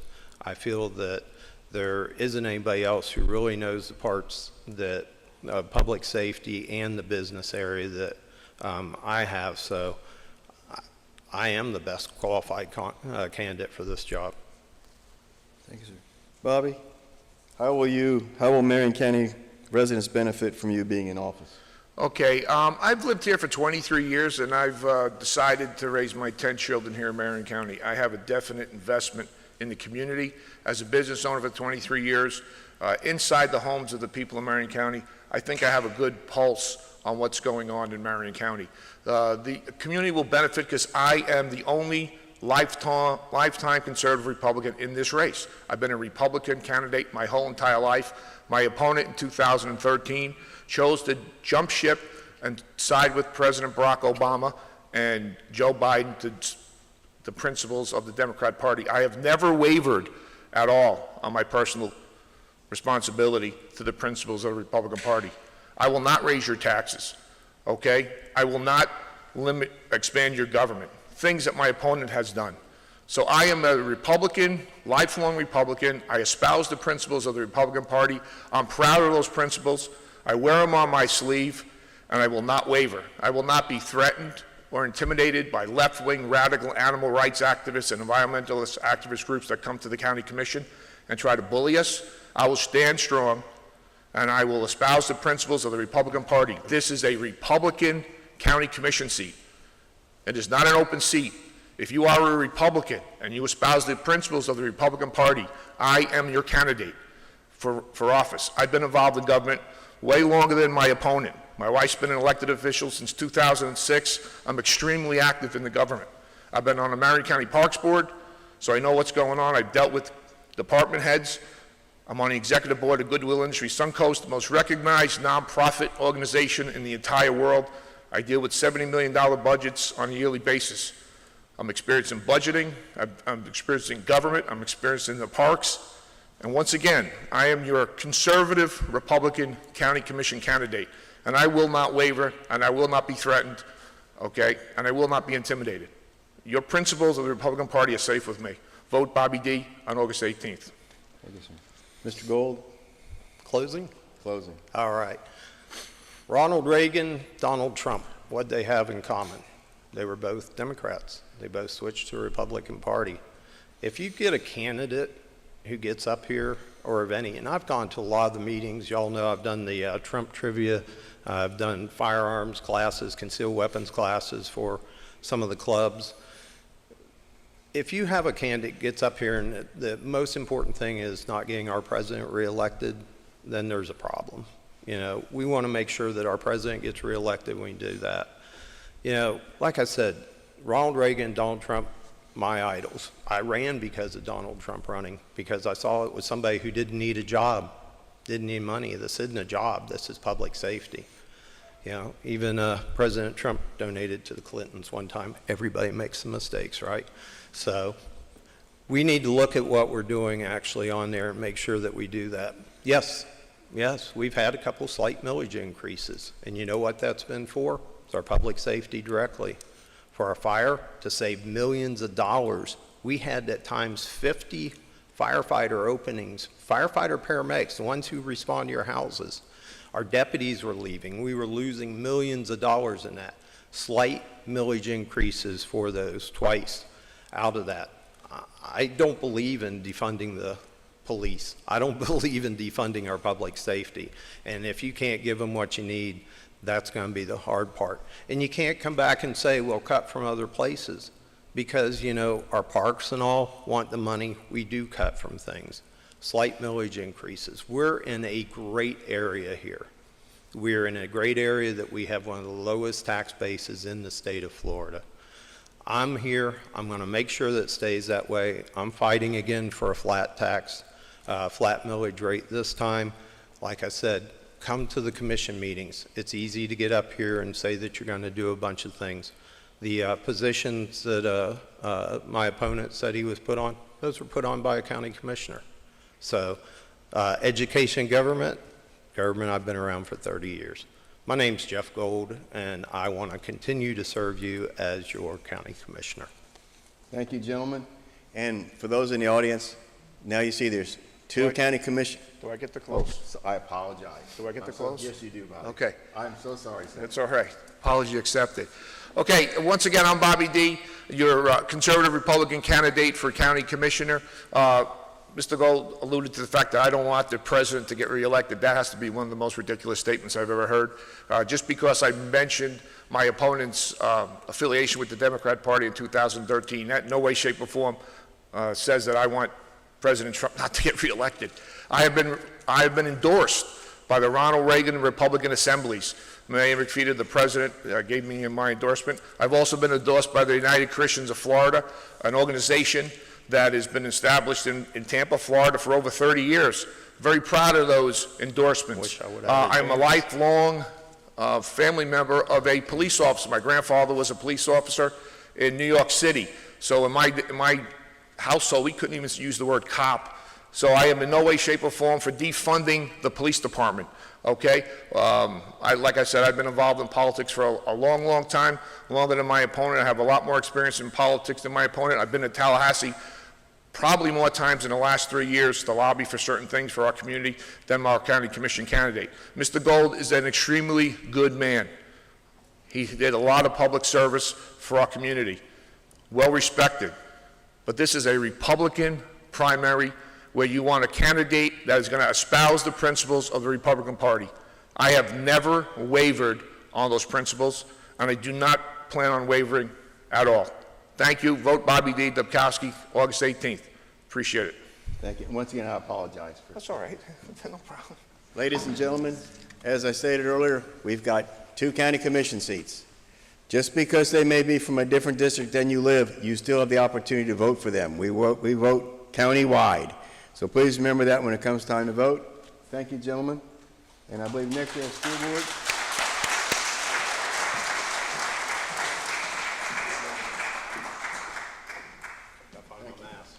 Thank you, sir. Thank you, sir. Well run.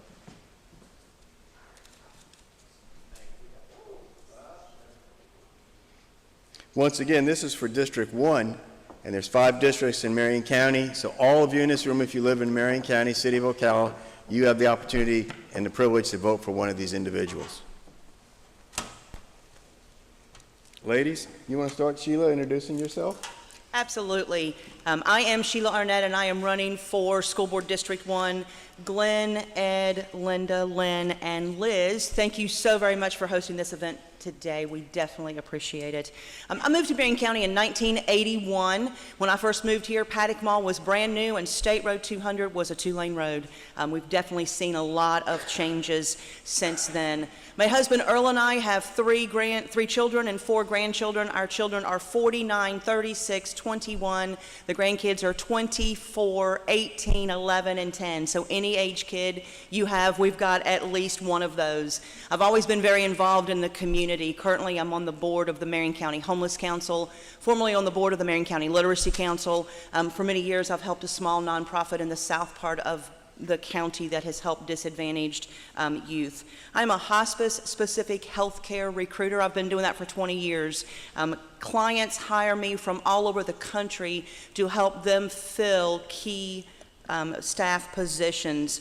I have interviewed thousands of candidates. Clients have hired hundreds of those candidates that I've submitted. Candidates always put their best foot forward on their resume. I've learned to ask the tough questions to get to the heart of the matter. I am not swayed by the misdirection of great communicators, and I will do the same thing on our school board. I will critically look at the budget, look at those things that are handed down to us from Tallahassee. You can follow me on Facebook at Sheila Campbell Arnett. My Facebook campaign page is Sheila Arnett for School Board District 1. You can also find more information about me at votearnett.com. I am Sheila Arnett, and I ask for your vote on August the 18th. Thank you. Allison, you want to tell us something about yourself? Sure. You have 2 minutes. Thank you. I'm Allison B. Campbell, candidate for Marion County School Board District 1, and you can improve our schools with ABC. So I'm a parent, I'm a small business owner, I'm an educator, and I'm a student. And I bring those varied perspectives, sometimes competing, to the Marion County School Board. As a parent, my husband Andy and I, of nearly 16 years, we have 3 children, 2 boys that are middle schoolers, actually, and our youngest son is going to be a 4th grader this year. So as a parent, I'm a voice for parents within our school district, and a voice specifically for those early learners that is missing right now from our Marion County School Board. I'm also a small business owner, and I've been a former corporate executive where I've managed multi-million-dollar budgets, which with the school board budget that's about to be rolled out at nearly $650 million, I know how to manage those kinds of budgets, and I definitely have questions and an interest in making sure those dollars are budgeted wisely. As an educator, I've developed curriculum that's been used in Marion County middle schools for the last 7 years. I also am an adjunct college professor, so I have taught some of our dual-enrolled students, our dual-enrolled high school students, as well as first and second year college students. And in those perspectives, I've been able to see some of the best and brightest that Marion County Public Schools is putting out, and I've also seen some students that could have used a little bit of extra support. But those are my personal experiences as an educator. Whenever I started running for school board, I actually wanted to hear from the collective voice within our community. And I actually have visited with every principal at every school. I've spoken with multiple department heads in all levels of the school district, and I wanted to hear that collective wisdom. And through that research, I have developed a new vision for the Marion County School Board. And finally, as a student, I actually am an online learner working on a doctorate in strategic communication, so I know what our students have been going through from an online perspective just now. I'm Allison B. Campbell. You can improve our schools with ABC. Thank you. Lori, 2 minutes, tell us something about yourself, please. Yes, thank you all for having us here in the Riley Arts Center and the Republican Club. I appreciate the opportunity to get to speak to you. I've been through the Marion County Public Schools. We survived kindergarten through 12th grade. I'm married to my husband, Tom, for almost 30 years next month. Tell him I have to wear a survival badge. We have a small business together. He took it over from his father about 18 years ago. We both went through the Marion County Public Schools also. He went through Vanguard, I went through Forest, so we had quite a rivalry there. I wanted to share with you that you will not find a more honest and supportive representative for our schools. I'm invested in our schools and our community. Both of our families are longtime residents. My dad talks about the time when 441 was a dirt road. He talks about a time when he was down on the square. He went in, parked his motorcycle, and talked to Mr. Gause about buying an engagement ring for my mom. There was no paperwork, nothing to fill out.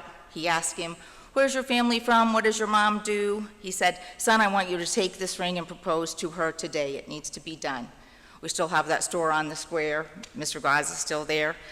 So I just share that with you that I am invested in Marion County. I'm currently a teacher in our public schools. I have been for 25 years. Working on the school board will be a big pay cut for me. It's not a stepping stone. It's not a political campaign. I see every day the needs of our students and our families, and I think there are some simple changes that we can make that will improve our schools and improve the learning gaps that are building and becoming more complicated with COVID. I plan to continue working on keeping the great conservative values in Marion County. I plan to support our teachers. Time's up. I'm sorry. Sorry about that. I missed her signal. I'm Thank sorry. you. We're going to start with our questions, and we'll do them on a rotating basis. And we'll start with Allison. Allison, how do you support educational freedom? Educational freedom. So educational freedom from the perspective of the teachers and or the perspective of the students. So let me talk first about critical thinking skills that I believe that our students absolutely need to have. Whenever an educator puts out a particular perspective, I have encouraged my own children and my own students to actually look at both sides of any issue that might be put before them. It's very important that our students actually have critical thinking skills. And whenever I was in high school, I had the opportunity that I participated in an event called Summer Honors on a university campus. And a professor there actually gave me the opportunity to argue and debate for abortion, which is a position that I absolutely was against 100% and still am to this day. But because he gave me that opportunity to argue those sides and argue from that perspective, he actually questioned if I had changed my viewpoint. But I did not. Obviously, I'm very strong on the Choose Life side. I even have a Choose Life license plate. But because of being able to see the other issues from the other side, I developed incredible critical thinking skills to be able to see what arguments are out there. Those kind of educational freedoms are what students need to have in every classroom. They need to be able to have the freedom to be able to say, if a teacher asks, how many of you in the room believe in global warming, that a student can actually raise their hand to say that they don't and not be shunned, as my son actually experienced in a classroom not long ago. He was the only one that raised his hand just to have a differing viewpoint, a differing opinion, in all honesty. And so when it comes to educational freedom, we need to make sure that our students have the ability to learn those critical thinking skills. I believe that is incredible freedom. But I also believe that our teachers need to have the freedom to also be able to teach and educate in a safe environment and to be able to feel comfortable where they are, to not live in a spirit of fear, to not have any concerns necessarily about what we're dealing with right now. And I do believe that everything that the school board is putting forth right now, as far as getting back to brick and mortar classrooms, getting back to learning where our students actually can have the excellence in education our teachers are able to provide, I believe that education is a freedom within our country, and it's something that we don't need to take for granted. We need to make sure that our students and teachers are both comfortable with educational freedom. Thank you. Lori, same question. Would you mind repeating Sure. it for me, please? How do you support educational freedom? Okay, that is a complicated question. As far as our students, their educational freedom, Marion County Public Schools are doing a fantastic job of giving our children freedom in how they are learning.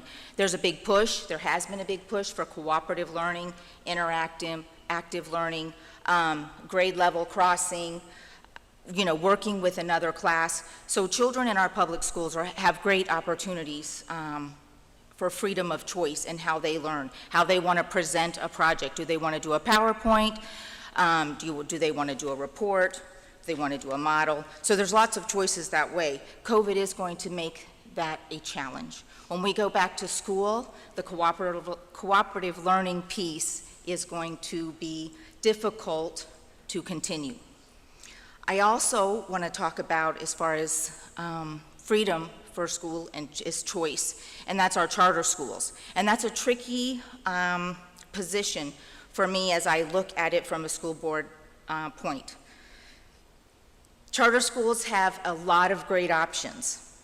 They give parents and students a lot of choices, but they also pull resources from our public school systems. So I just want to share with you that even though I support charter schools, and I know we have a great one coming in Southwest Ocala, there really is a lot of accountability on the board to make sure that our charter schools are meeting the same requirements that our public schools are required to meet.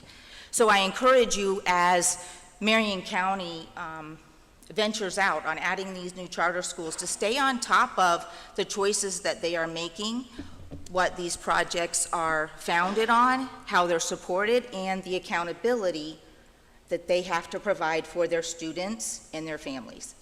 Thank you. We just need to adjust this down a little bit. Thank you. Good enough? Thank you. Thank you, ma'am. Thank you. Sheila, same question, please. Do you need it repeated? Please. Okay. Sheila, how do you support educational freedom? So educational freedom in Marion County, it used to be that you, by your zip code, you were assigned to a school and there was no changing that. I think the success of children should not be based on the zip code where they reside, and the Marion County Public Schools has done a fantastic job of doing that. We have got career choice academies now in every high school. If you want to study robotics and animation, you go to Bellevue High School, even if you're not assigned by your zip code to that school. If you want to do global logistics, you go to Lake Weir or to Westport. We are looking, we talked about the 3 E's, the enroll, the enlist, the employment. So are you going to enroll in college, enlist in the armed services, or be employed? The Marion County Public School has done a superb job of going out with a business partner of the CEP, and the CEP has said, okay, Mr. Business Owner, if we had this certification in Marion County Public Schools, could you then employ these students if they received this certification? Could you employ them right out of high school? And the answer was absolutely. Right now we have 75 industry certifications that our students can participate in those classes, sit for those certifications, and as soon as they graduate, they can get a job, most of the time a very good paying job. And so I think educational freedom is about the things that we have done very well in Marion County. We are the envy of the state right now in our programs that we are offering in these career and technical educations. So educational freedom to me is that you can succeed in Marion County Public Schools and have school choice not based on the zip code of where you reside. Thank you. Our next question, and we're going to start with you, Lori, on a Okay. rotating basis. How do you plan to keep our children safe? One of my favorite topics. Okay, I want to start with saying that is the top priority if you look at any of my subject matter. When Safe School started, I was a first grade teacher, and I'll make the story short, but I would tell you that I didn't sleep for about 3 days before our first drill. The amount of responsibility to have 20 or 22 children in your care, even in a drill, is overwhelming. I was very proud of my students, I was proud of myself too. We made it through our first drill, and I was absolutely floored at the questions that they had for me at 6 years old. The discussion that came out of our active shooter drill was amazing. You should be excited about the children that are going to be taking care of us in the future, because they are thinkers. After we finished our drill, thank goodness, I was lucky enough to have a schedule where I got to send my kids to specials. And I sat in my room and I wept, because it is such an overwhelming responsibility. That being said, I am so excited to have the Guardian program as part of our Marion County schools. I know that they are in search of more adults that are willing to take on that job. I know it's a serious commitment, but I encourage you, if that's something you're interested in, to investigate it a little bit. Our SROs on our school campus are fabulous, especially in light of things that have happened this summer with social sensitivity. Our officers are doing a great job of making positive relationships with young children while they are on campus. When an officer bends over to tie shoes, or open the door for you, or answer a question, you're giving those children a positive outlook on our law enforcement at school each and every day. So in conclusion, I can't say enough about our safe schools, and the support that we get from them is a variety of things, not just protection every day, but it continues to build the positive relationships that we want our young people to grow up and respect law enforcement and the authorities. Thank you. Sheila, the same question? So it is a daunting task to keep everyone on all of our campuses safe. We have 43,000 students, 7,000 staff members that include 3,000 teachers. Part of the Marjorie Stoneman Douglas Act that was handed down by Tallahassee was that there would be an SRO on every campus. There was some funding that came with that bill. We passed a $1 million referendum in 2018, overwhelmingly passed it. That is for arts, music, libraries, PE, vocational programs, and it was added when it was passed in 2018 to add school safety. School safety is fencing, single point entries, some of those things that keep our children safe. That's not necessarily just the SROs, but we need to keep our children safe, our staff safe. It is imperative that when we send our children to Marion County Public Schools, that parents are not concerned about that. Can we keep every one of them 100% safe all the time? We can't, but we are doing things in the Marion County Public School system to keep them as safe as we can and to limit the access points on the school system. And that was part of that referendum dollar to do those the fencing and those type of things to keep the kids safe. Thank you. Allison? Would you mind repeating the specific question? Thank you. How do you plan to keep our children safe? Okay, thank you so much. As was referenced, the $1 million referendum that was voted upon, I believe 73% the second time it was passed, did actually include school safety as a part of it, and I'm very happy that that occurred this time. I actually was just looking at that ICROC report just today about how those dollars have been spent, and only about $1 million or so of it has been spent towards school safety. But as I mentioned previously, I have visited with every principal on every campus. I do have some concerns right now about a couple of our campuses in particular. When I met with a principal, specifically Bellevue Santos Elementary School is right on 441, and there are lots of people that walk up and down that highway, and sometimes they walk inside the fence line of that elementary school. That concerns me. Dunellen Middle School, right there, right off of the Rainbow River. It'd be really easy for someone just to hop on that campus. My own children have attended Osceola Middle School, and it's right in the heart of downtown Ocala. My question is, if they're having to put fences up, does that have to go through the Historical Review Board? Where does mandate from the state go versus what our local ordinances are? I have a lot of questions and concerns, but I am glad to know that our $1 million tax referendum was passed again, and that the voters overwhelmingly supported it. And I think that is in part because voters understand that school safety is important. I want to make sure that students feel safe.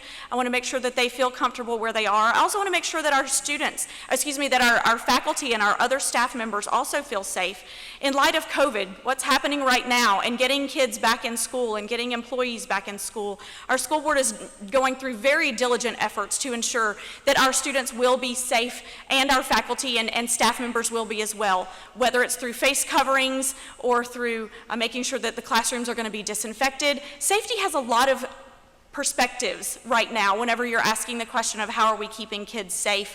It looks very different now than it did just a few months ago. And so I think there are lots of different aspects of school safety that we need to take into consideration. The Guardian program was mentioned just a moment ago. I also am in favor of the Guardian program and making sure that those who are interested, who are school staff and employees, can offer that backup support to our SROs who are already doing a wonderful job on our campuses. I'm in full favor of making sure that all of our students, all of our staff feel safe every day they come to school. Thank you. Our last question, and we'll start with Sheila. Sheila, what do you hope to accomplish if you're elected?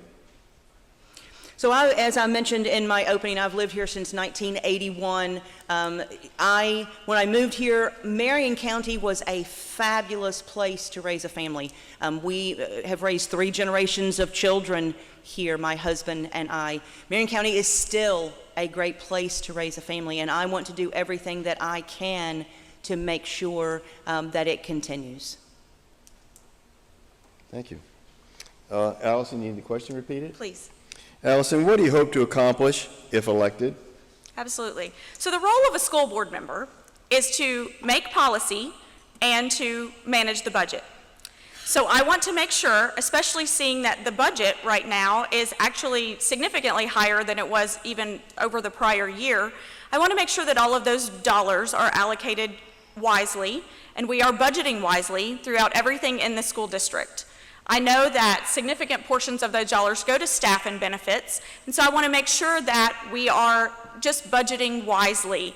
Those taxpayer dollars are vitally important, and it does keep education happening in Marion County, $650 million is a big responsibility, and I want to make sure that we are budgeting wisely and making sure that we have management over those dollars. Additionally, I am running on a platform specifically for attendance, budgeting wisely, and communication skills. I want to make sure that our students understand the value of education and actually being present. 80% of success is showing up, as the saying goes. We do have a significant issue with attendance in our district, and I want to make sure that our students and our parents understand the value of education. I want to make sure that effective communication skills are something that our students actually leave school with, so that they understand how to talk and communicate, or if they're unable to communicate, like my nonverbal sister who's intellectually and developmentally disabled, that they are able to communicate. A teacher actually taught her to clap her hands when she was in elementary school. That means yes for her. That is her mode of communication, and that is effective for us, trust me, as her family. So as a school board member, I want to make sure that we are enhancing attendance, that we are budgeting wisely, that we are helping our students have effective communication skills, and that the school board is making policy to ensure that all of those things are happening.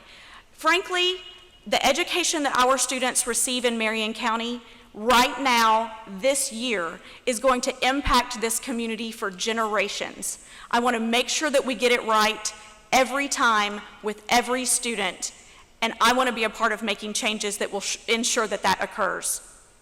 Thank you. Lori? Repeat one more time. Sure.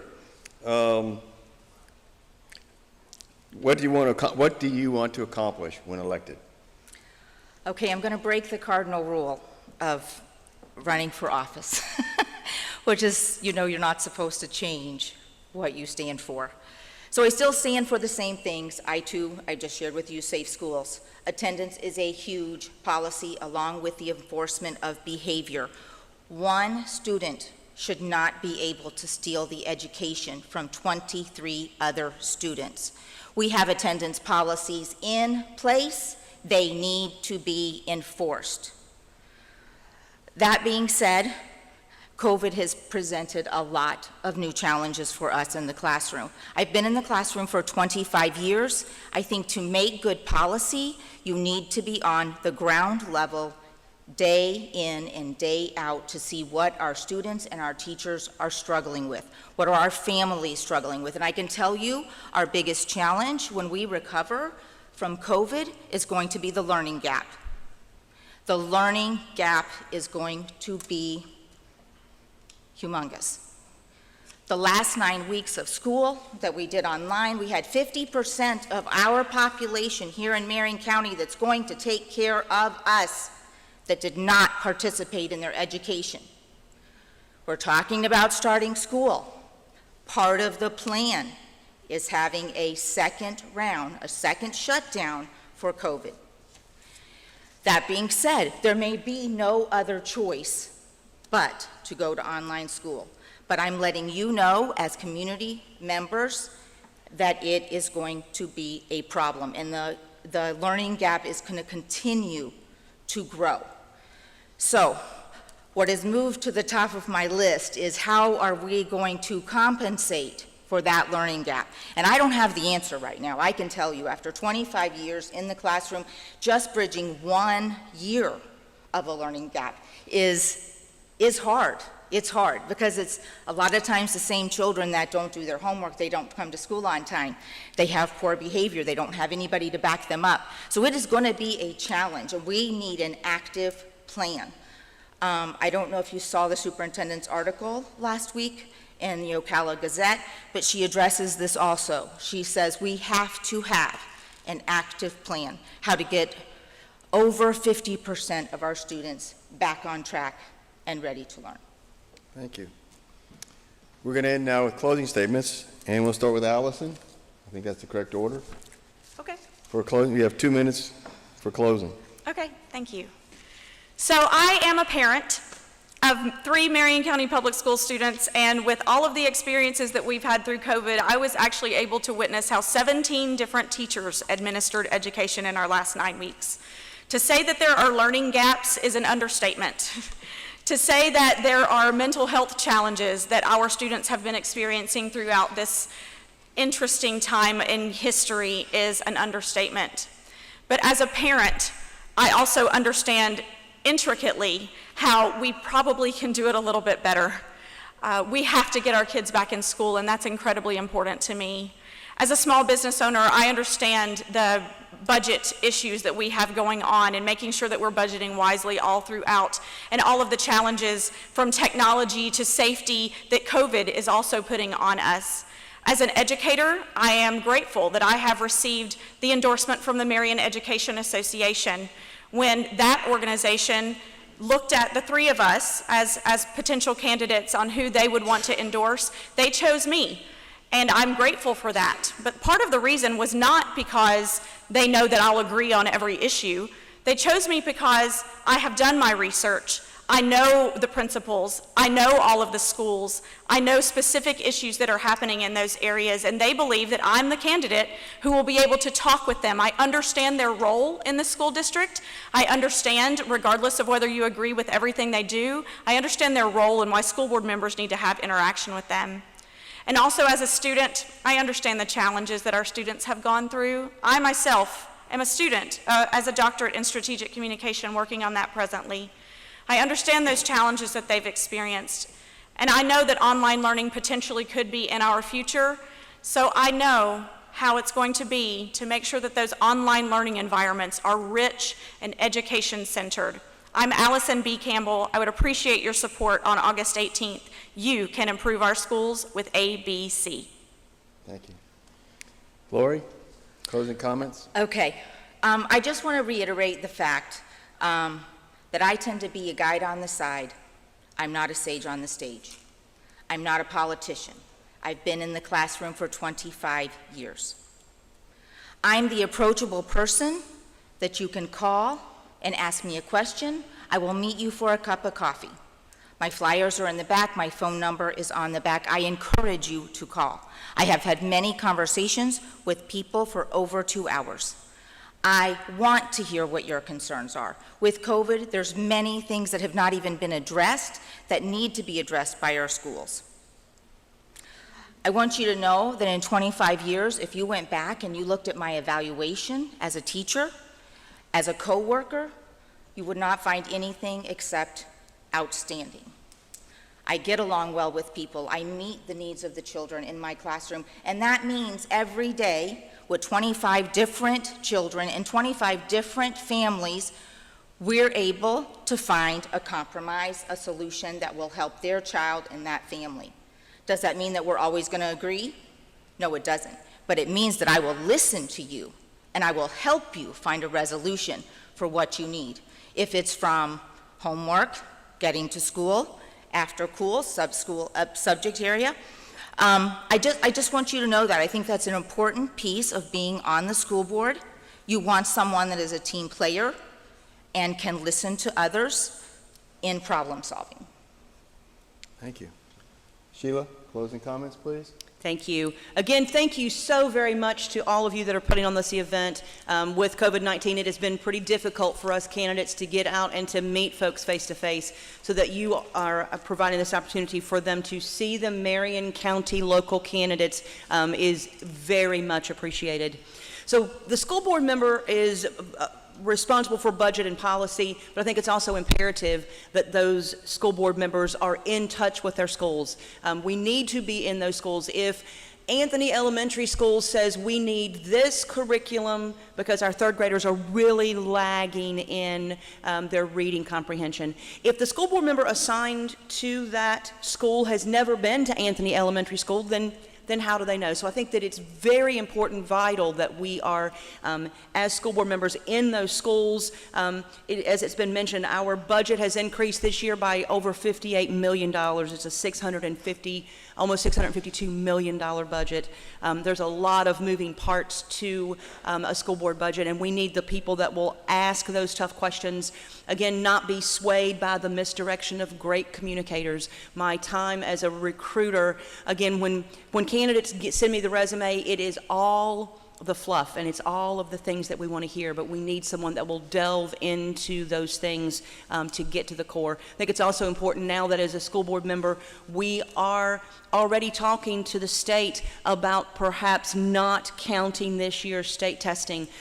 Our learning curve with COVID and then with the summer break, it's going to be extensive. So we need to have a really good relationship with Tallahassee, with our delegation. That is something that I have seen that has been lacking in our school board members, is they really don't utilize our local delegation to help us with things in Tallahassee. So that will be something that I will bring as well. Again, I'm Sheila Arnett. I'm running for School Board District 1, and I ask for your vote on August the 18th. Thank you, lady.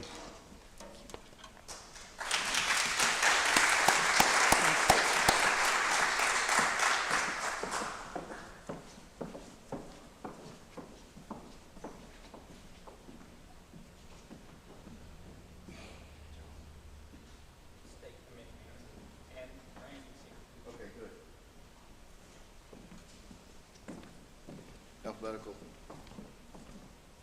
Randy?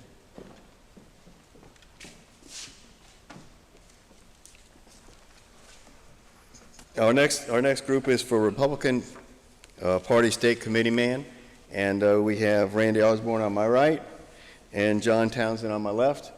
Randy, why don't we start with your intro, please? You have 2 minutes. Thank you. I appreciate the opportunity to be in here. My name is Randy Osborne, and I am running. I'm a lifelong conservative Republican. I was actually in the era of the Reagan years. I was actually on Ronald Reagan's campaign. I'm not trying to date myself, but I've been a resident here of Marion County for 30 years. And I just want to explain real quickly what a state representative does. A state representative actually represents the party, the Republican Party of Marion County to the state. That's basically what we do, is we are a representative of you, the people, to the Republican Party of the state. I've been a staunch conservative Republican my entire life. In fact, the moment that I had an opportunity to vote, I was a Republican.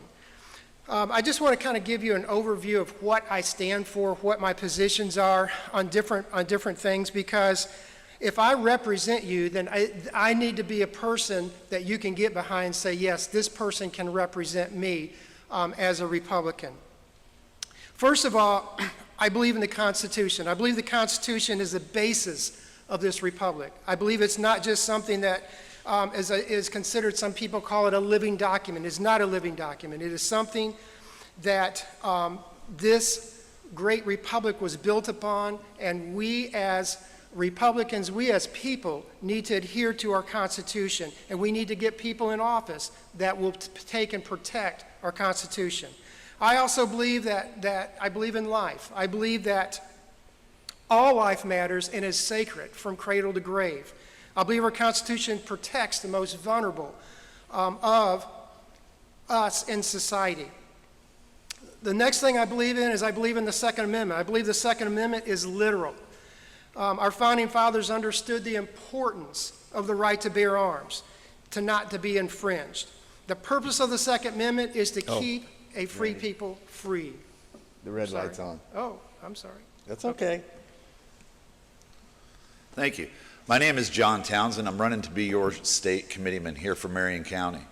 Now, when I was born, way back when in '68, I was born in Boston, Massachusetts, in a Democratic family. In Boston, I'm pretty sure everyone was a Democrat back then, maybe a couple of Republicans. As I grew up, I became an independent. You might remember back in 2016, I ran as an independent for Commissioner District 1. I did very well. I ran an honorable campaign, and I learned a lot. As an independent, I did pull near 30% of the votes, which is the highest an independent has ever done in Marion County. Do I believe in the Second Amendment and a First Amendment? I do full-heartedly. I have my concealed weapons permit, and I'm very well with the training and shooting my gun, and I think everybody that's legal in America should go get their license, should go learn how to shoot a gun. As far as the First Amendment, freedom of speech is very, very important. The minute that you set something on fire or damage someone else's property, that freedom of speech ended for you, and I think those should be dealt with very quickly.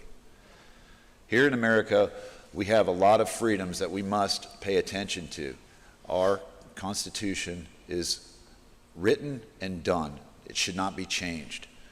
I am a conservative. I have not been a Republican for life, as you know. I just told you. Neither was President Reagan, neither was Donald Trump. Donald Trump is in office right now. We must stand behind him. We must stand to take back our house and work for true conservative values here in America. I do believe in conservative issues and conservative values. As you're going to vote, or if you already voted, those of you who are out there watching this, I want to thank you for watching it. Those of you who are here, I want to thank each and every one of you for taking the time out of your day to come down and get educated about your candidates. It's very important. Thanks to the 5 clubs that are working together to give us this. On August 18th, or if you have not voted yet and you're voting by mail or early voting, John Townsend needs your vote for state committeeman. Thank you very much. Thank you. We'll get into the questions now, and we'll do it on a rotating basis. So this first question is for you, John. What is involved with being a state committee man? Well, you know, one of the things you're going to hear a lot about is we represent the Republicans in Marion County. We go to our quarterly meetings. We also involved in a vote and putting in the next person for the RPOF chairman's seat, and we bring back the information. Now, our job is to bring back information to the Republican people here in Marion County of what's going on with our government, what's going on in our Republican RPOF. So our job is, let's get this straight. It's not to be involved in legislative issues. It's not for lobbying. Our job is merely to represent you and bring back you the information that's truly said, not diverse from it, not change the words, not what we think it should say, what they're talking about, but just bring you back the true information. Thank you. Randy, do you need me to repeat the question? Yeah, go ahead. Okay. What is involved with being a state committee man? A state committee man is, as John did mention, it is to bring back information from the party to the people. But in addition to that, you are representing the Republican Party in Marion County. That's the reason it is an open election. It's the reason that you vote for this position is very specifically, we are representing you, the people from Marion County to the state party. Now, in different areas of the state, you have different philosophical belief systems, even in the Republican Party. But Marion County is a very conservative party. It's a party that, that believes in the basic tenets of the Republican platform, and we do represent that when we are given a voice to the state party very specifically for that purpose. Thank you. I'll start this one with you, Randy. Randy, how will you bring the Republican Party together?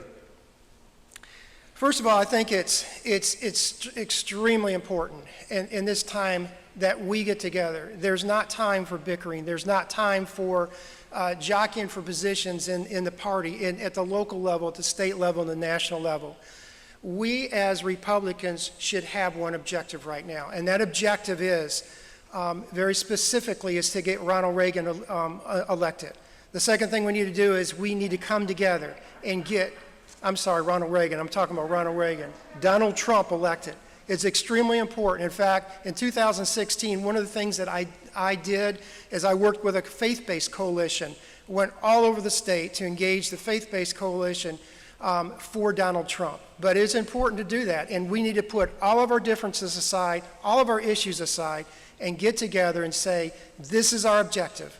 And our objective is to get our current president reelected, and secondly is to make sure that we keep the Senate, also the House, and also at state levels. This is critically important at this time. Thank you. John, do you need me to repeat the question? No, sir. Thank you very much.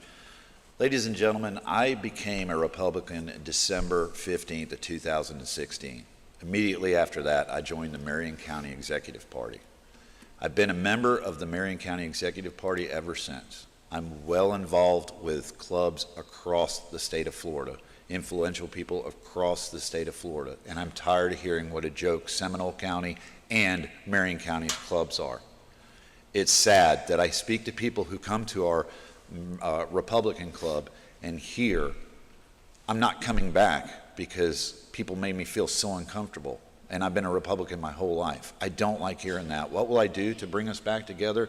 I'm going to fight to make changes to get rid of the people who are causing the problems and to build our club. We live in a county with more billionaires than I've ever seen before in such a small, we have a big land, but we're a small number of people.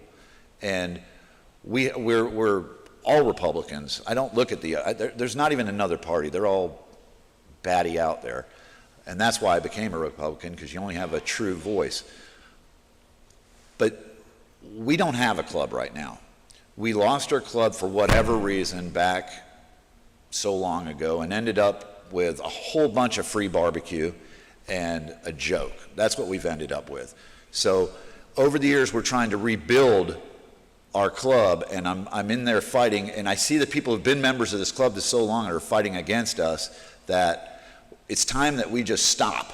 We stop, and why don't we have a club? Why don't we have a building? Why can't we? Because we can't get the people to come together. So as your state committeeman, I'm going to work very hard, and we've got a great state committee woman that ran unopposed, was elected, Kristen Angel, that I believe is going to work just as hard to rebuild our Republican Party here in Marion County, join forces, build a club that's respectable, build a place that we can come as Republicans to listen to our values, work together, grow, keep the correct people in office, fight for our president that we want elected. We're going through some hard times in our country right now, some hard times, and I'm not just talking about COVID, I'm talking about these people who've done nothing since day one but destroy the president and our Republican Party. We've got to have people strong like myself in this position. People say, well, I don't even know what that position is. It's a very important, strong position. Thank you. Thank you. John, we'll start with you for the final question. As a state committeeman, John, will you be loyal to the party or your principles? I've been loyal to the party, and my principles follow along with the party. Since I've joined this, actually before I've joined this party as an independent, my values have followed the conservative side. Am I perfect? Absolutely not. If anybody in here says they're perfect, well, you might want to run. But I'm not saying my opponent says that, he certainly doesn't. But the truth is, I'm going to stay with the party. The party's values are mine. I mean, I have nothing more to say about that. It's just, we stand with each other. Thank you. Randy, do you need me to repeat the question? As a state committeeman, will you be loyal to the party or your principles? One of the things that's required is an oath to the party, to be loyal to that party. If there's a point in time that, and again, I have been a member of the Republican Party for nearly 40 years. The bottom line is this, is my loyalty is with the party. I have proven that out. If there's ever a point in time that I cannot do that, then I would resign as a person to the party. But for the past 40 years, this is my party, this is my home, and I'm going to defend our party with every ounce of breath I have, because it's critically important. If you see what's happening in our nation, there's a huge divide right now. It's no longer Republican-Democrat. It's basically a constitutional republic compared to a Marxist organization. And that's the difference that we hold right now. And yes, I am going to be loyal to that party. Thank you. Closing comments, we'll start with John. Thank you very much. You're welcome. Folks, again, December 15th, 2016, that's when I became a Republican. I'm not quite sure when President Trump became one. We'll have to ask him. But the day the president came down and made that announcement that he was running for president, I stuck my guns, and that's the guy I wanted in office. That's who's in office today, and that's who I'm supporting.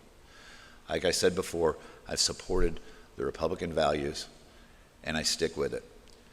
As a citizen here in Marion County, I am also on the Board of Code Enforcement. This is my second term. It's an appointed position by the county commissioners, and I take very, very good, honest position with that job that I do, voluntary job again.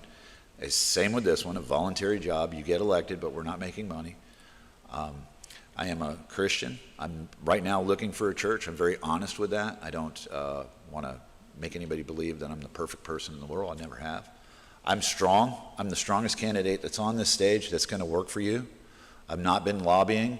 I've not been involved in Tallahassee, which is probably not the best thing you want to hear, but it's also a good thing. I'm a fresh, new candidate that's going to get out there and work, represent you very well, represent you with my heart and our values together.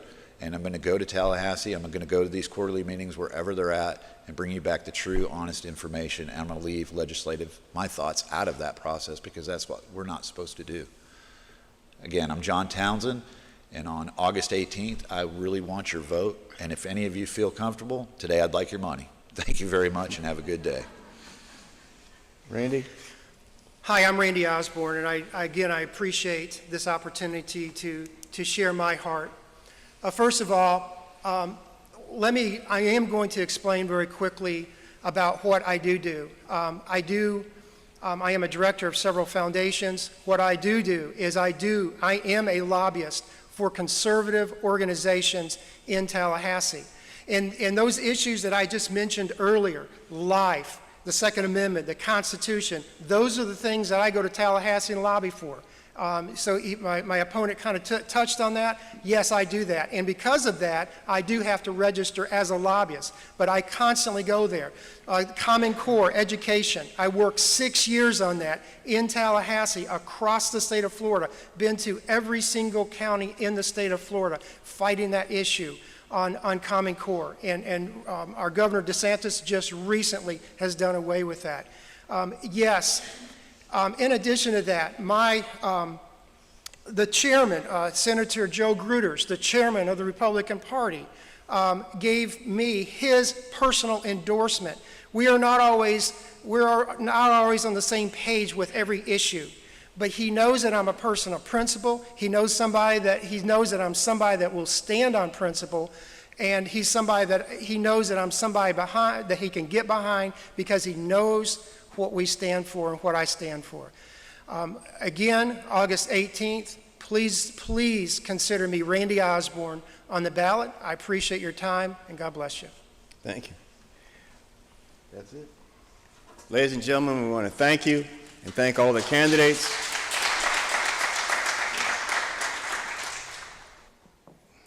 We have a second part to this, and it's the House and the congressional races.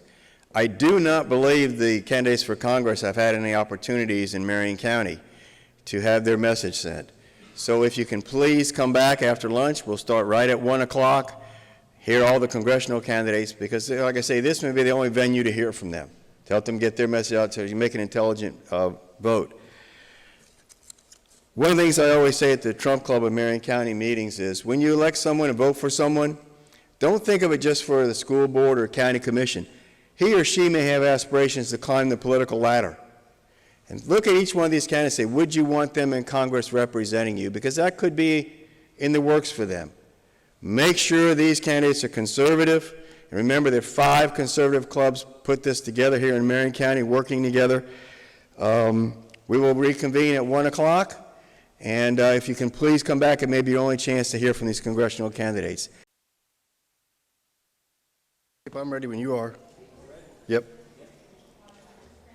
Good afternoon, everyone. Hi. Thank you for being here for the second half of the Marion County Candidate Forum. Before we start, as is custom here with our clubs, we always start our meetings with a prayer and then the pledge. So I ask that you stand, remove your hat, please, and stand for both. And Ed Wilson from the It's Your Tea Party will lead us in prayer. Ed?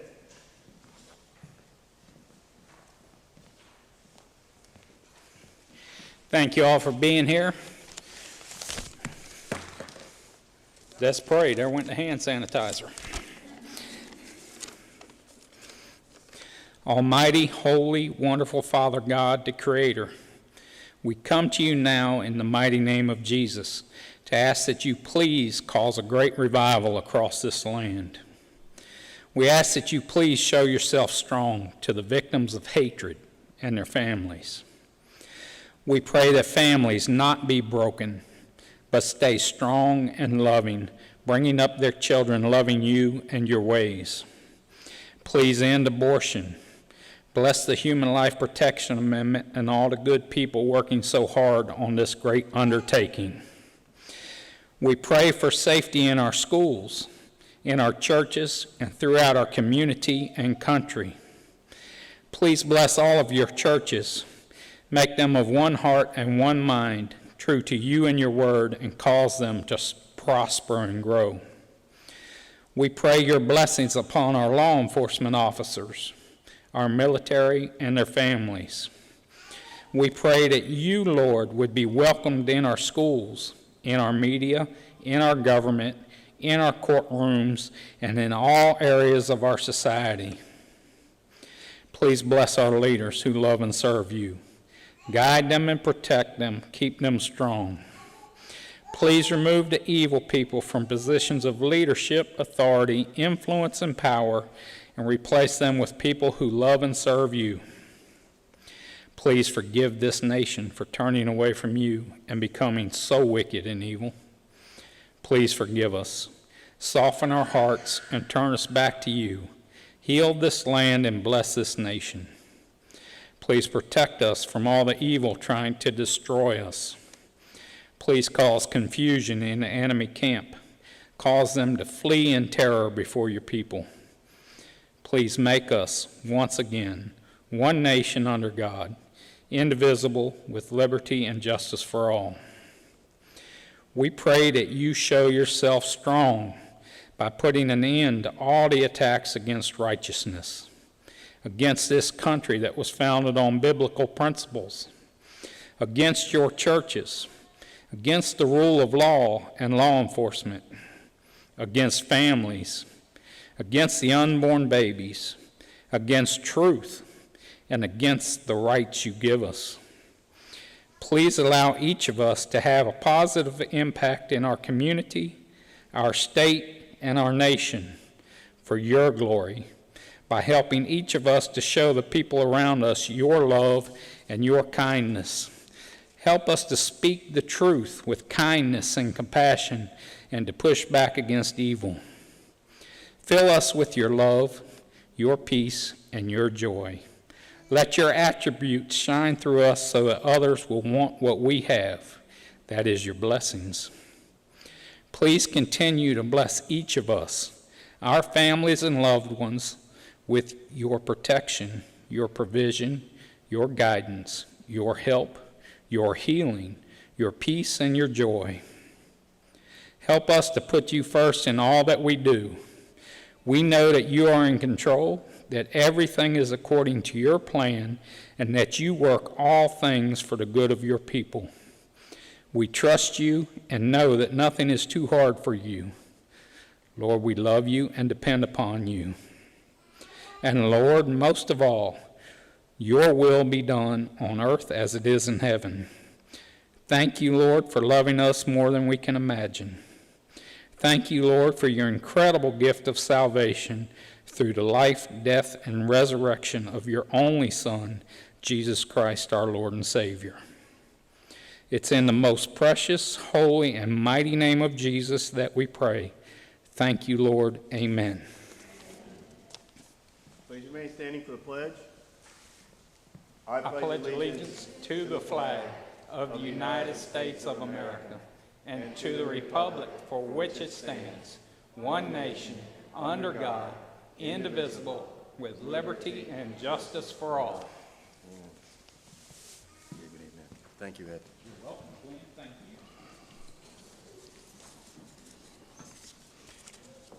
you. Before we get started, I want to go over a few things. This event is sponsored by, oh, come on out, guys. This event is sponsored by 5 conservative clubs working together. Linda with the Rainbow Springs Right-Minded Conservative Group, Club. Liz with the On Top of the World Republican Club. Linda Raniger with the Deplorables of Ocala Palms.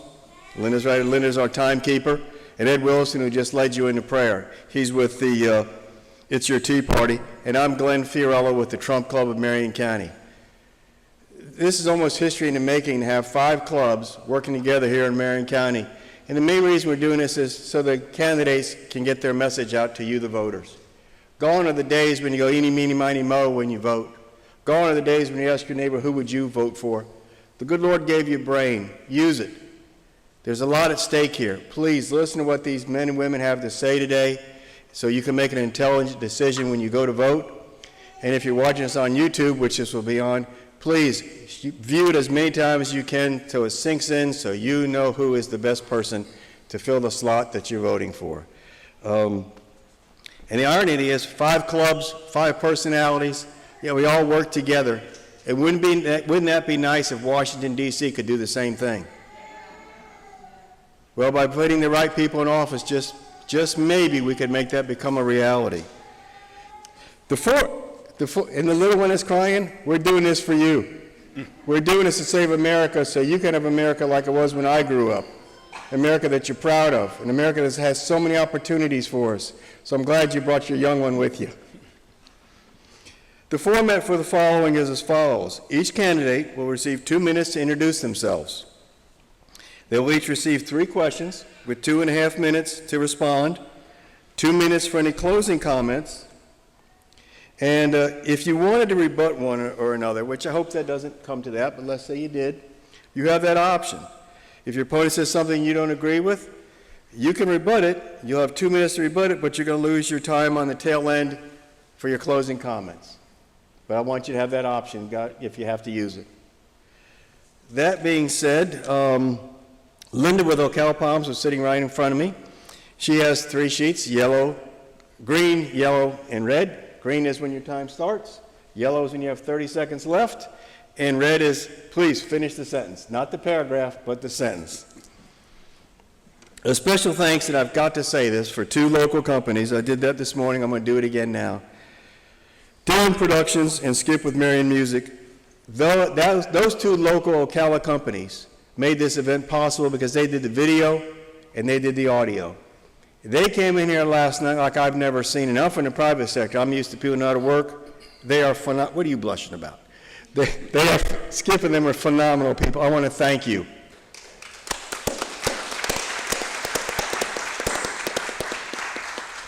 One last thing. Every one of these candidates that's here is a winner. They took the first step to have their voice heard to make a change. So no matter if you come in first or if you come in second place, in my book, you're all a winner, and I do appreciate your time.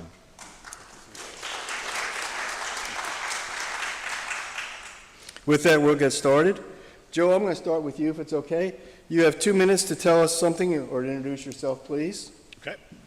Well, first of all, I'm Joe Harding. I'm a Christian, a family man, a business owner, and I'm running to be your next state representative. That baby crying was my youngest. I have 4 children. My wife is here tonight, or this afternoon. I want to thank her. I couldn't do any of this without her. This is a crazy time to run a campaign and run a business, and she's really the anchor that holds it all together. I was born and raised in Williston. I'm one of 11 children. I have 54 nieces and nephews. My dad, who's here, has been a Baptist pastor in Williston for almost 47 years, and my mom as well. They homeschooled all 11 of us children, and only took me 12 years to get through that, so I appreciate that. My background is as a construction manager. I've managed over $400 million worth of projects all over the state of Florida, actually all the way up into the Northeast. And I've done that, and it's not Glenn, you've been in the construction industry, and anybody else that's been in it, it's a tough business, and it definitely makes you tough and makes you able to take a stand. And so that's a little bit about that. I also own a landscape company locally, and my wife and I as well run a small horse boarding farm. So I'm doing this, and we'll get into it more, but I'm doing this for my children. I'm concerned about the future of where we're heading as a state and as a country. I can't sit around and watch it anymore. I feel that the background that I have in the business world and the grit that I have prepares me uniquely to be able to be a fighter for us, because that's what we need. We don't need any more politicians. We need fighters, and that's what I intend to do. And I'll fight every day in the state legislature for the life of the unborn, to protect our Second Amendment rights, and to make sure that government is held in check every single day. So that's a little bit about me. Thank you, Joe. Russ? Well, good afternoon, everyone, and Glenn, I'd like to thank you and also the Republican clubs who put this on. COVID has certainly changed the way that we have done things as of late, and so for many of us, all of us actually, it's been very difficult for us to be able to get our message out, and so I know that Joe and I both appreciate this venue today. For those of you that are watching on YouTube, thank you for joining us there as well. As I said earlier, my name is Russ Randall. I have lived here in this area, the Dunellen area specifically now, for 34 years. My wife and I both set up housekeeping there in that area and have enjoyed that, and that certainly has become home to us. I served as 12 years as the ag education teacher at Dunellen High School. Some of the greatest memories, some of the greatest experiences that still to this day, carrying students all over the state, all over the nation to competitions, and being involved in helping them learn what their bent in life was. From there, I went to the Dunellen Christian Academy. My wife and I both are members of First Baptist Church of Dunellen, have been now for that 34 years. And so after that, I went to that church's school, Christian school, and for 12 years I served as the administrator of Dunellen Christian Academy. And now the last 11 years, my office moved about 60 feet, and I have been the pastor of First Baptist Church.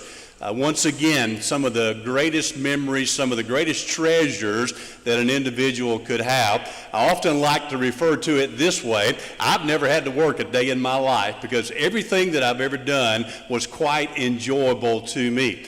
Now, certainly some days were longer than others, but they were all very, very good days, and I'm grateful for the blessings that God has put into my life. There's a couple of things that I would like for you to know about me, and the first one, and probably the most important one, is this: I have a biblical world view. That simply means this, that as I look through this world, as I take in information, it needs to be sieved through God's Word in order for me to be able to say how I want to go with that. So you'll have a good idea of most of those decisions that I want to make. Thank you again for the opportunity today. I didn't want to cut you short. Now, I'm colorblind, so when you say that, when you hold the red one up, I thought it was green you were holding up. And of course, I'm a pastor too, and so that didn't mean anything to me. So you'll have to wave at me. Thank you.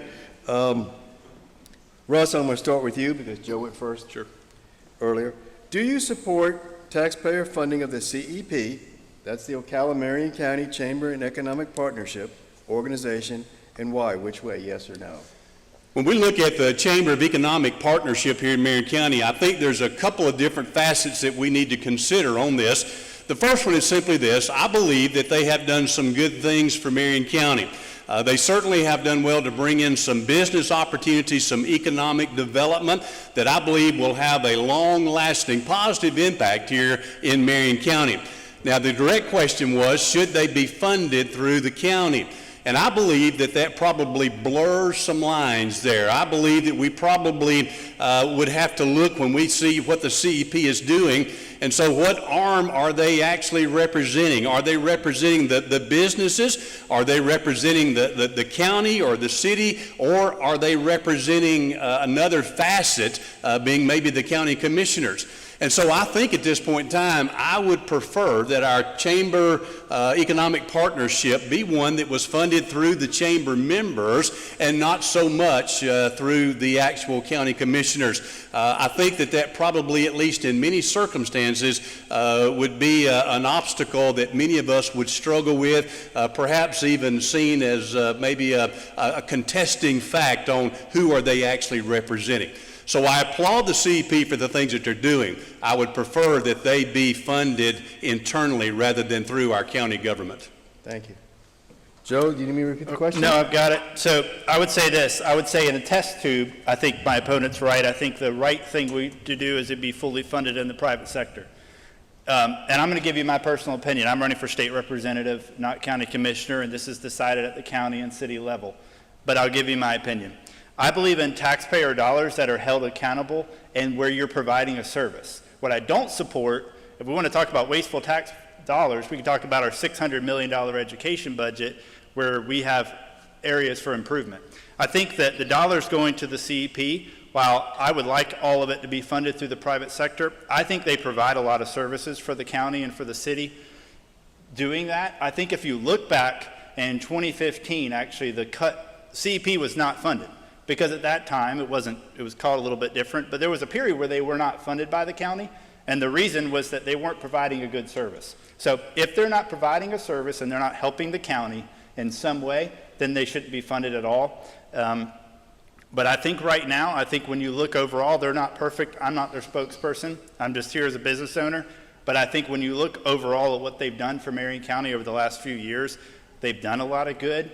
But there's area for improvement, sure. But I think overall, they've brought in a lot of jobs. Our average household income in Marion County, while it's not good enough, it is going up, and I think in part that has to do with some of the businesses that have been brought in. So the easy answer would be to stand up here, and I think that there's probably folks looking for that, is to say I don't support it at all. But that's not reality. If you actually go in and get plugged in and find out what they do, go to the county commission meeting and watch some of the things they advocate for. And I don't prove everything they advocate for, but there's plenty of good that's done. There's plenty of research and services that are provided. And so I think that as long as the taxpayer dollars are being held accountable and are transparent, for right now, I'd be okay with it. But again, I'm not running for county commissioner. Thank you. Joe, this one question is to you. Explain your stand on the proposed toll road that goes through Marion County. Let me know if you need me to repeat that. No, I've got it. So I think right now we don't know what's proposed. There's study areas, but a couple years ago there were actual roads shown on a map of where they could go. And I didn't support those roads and wouldn't support the roads in that area at all. Right now there's study areas. I'm concerned about the study areas. Some of those study areas include my own farm, and I've worked hard for that farm. Don't want to give it up. So I will be an advocate for the farm owners and for the business community. Florida's growing. We have 900 people a day moving into Florida. And the only way we can stop growth is build a wall at Florida or become Taxachusetts and do what Massachusetts and New York has done and run everybody out through high taxes. So they're moving here because of all the reasons that make Florida great.